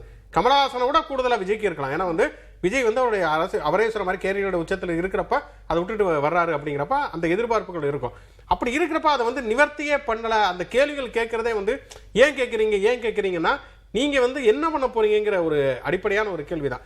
அந்த இதுக்கு பதிலே சொல்ல, நீங்க சொன்னது மாதிரி அவர் தலைமையில் இல்லாம தொடர்ச்சியா நடக்குது அப்படிங்கிறப்ப அதை யார் சேனலைஸ் பண்றா? ஒண்ணு அவர் நேரடியா எல்லாவற்றிலுமே தலையிடாமல் இருக்கலாம். ஆனா வந்து நீங்க அதுக்கு பிறகு சீனியர்ஸ் நிறைய வட்டாங்க. செங்கோட்டையன் வந்துட்டாரு, பண்ருட்டி ராமச்சந்திரன் கூட வந்து தனியா ஒரு கட்சி ஆரம்பிச்சு கூட்டணி வைக்க போறாருலாம் சொல்லப்படுகிறது.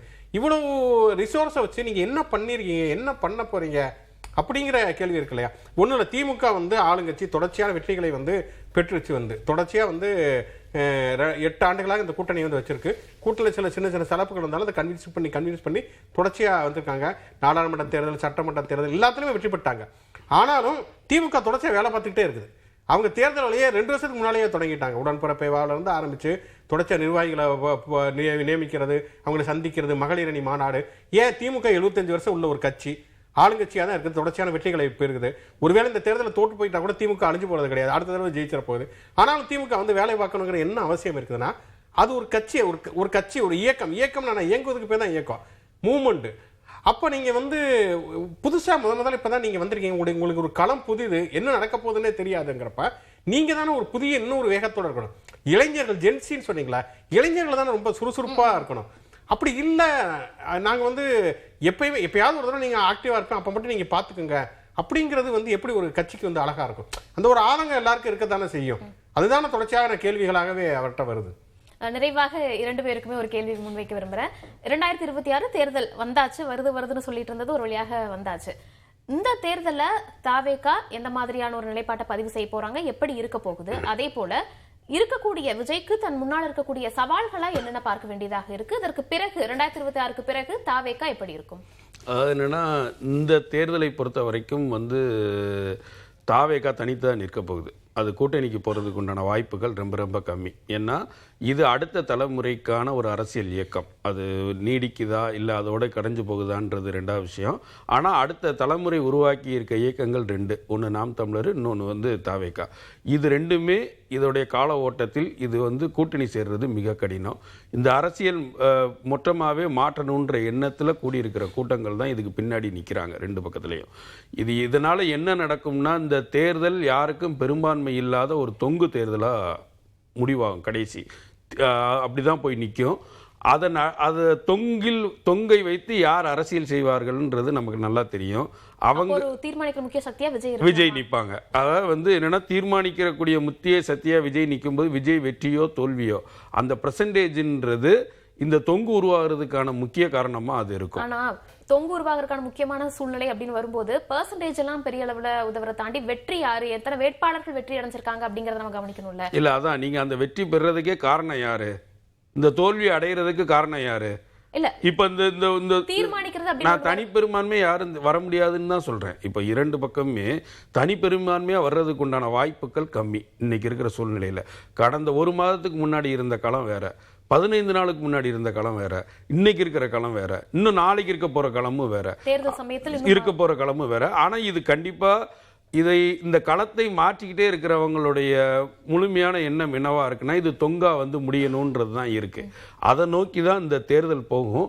இந்த தேர்தல் இந்த அரசியலே தேர்தலுக்கு பின்பு தான் இருக்கு. அதிகமான அரசியல் ஒவ்வொரு கட்சிகளும் இன்னைக்கு இதுக்குள்ள இருக்கக்கூடிய கட்சிகள் நாளைக்கு எதுக்குள்ள இருக்கும், இது அங்க போகுமா, இது இங்க போகுமா, தாவேகா என்ன முடிவெடுக்க போகுது, எல்லாமே தேர்தலுக்கு பின்பு தான் நம்ம ரொம்ப உற்று நோக்கணும்னே நான் நினைக்கிறேன். ரொம்ப கவனமா பார்க்க வேண்டியது இந்த தேர்தலுக்கு பின்பு தான். தொங்கு தேர்தலாக இருக்கும், அதை தீர்மானிக்கக்கூடிய சக்தியாக விஜய் இருப்பார் அப்படிங்கிற ஒரு கருத்தை இவர் சொல்றாரு. அதை நீங்க எப்படி பார்க்கறீங்க?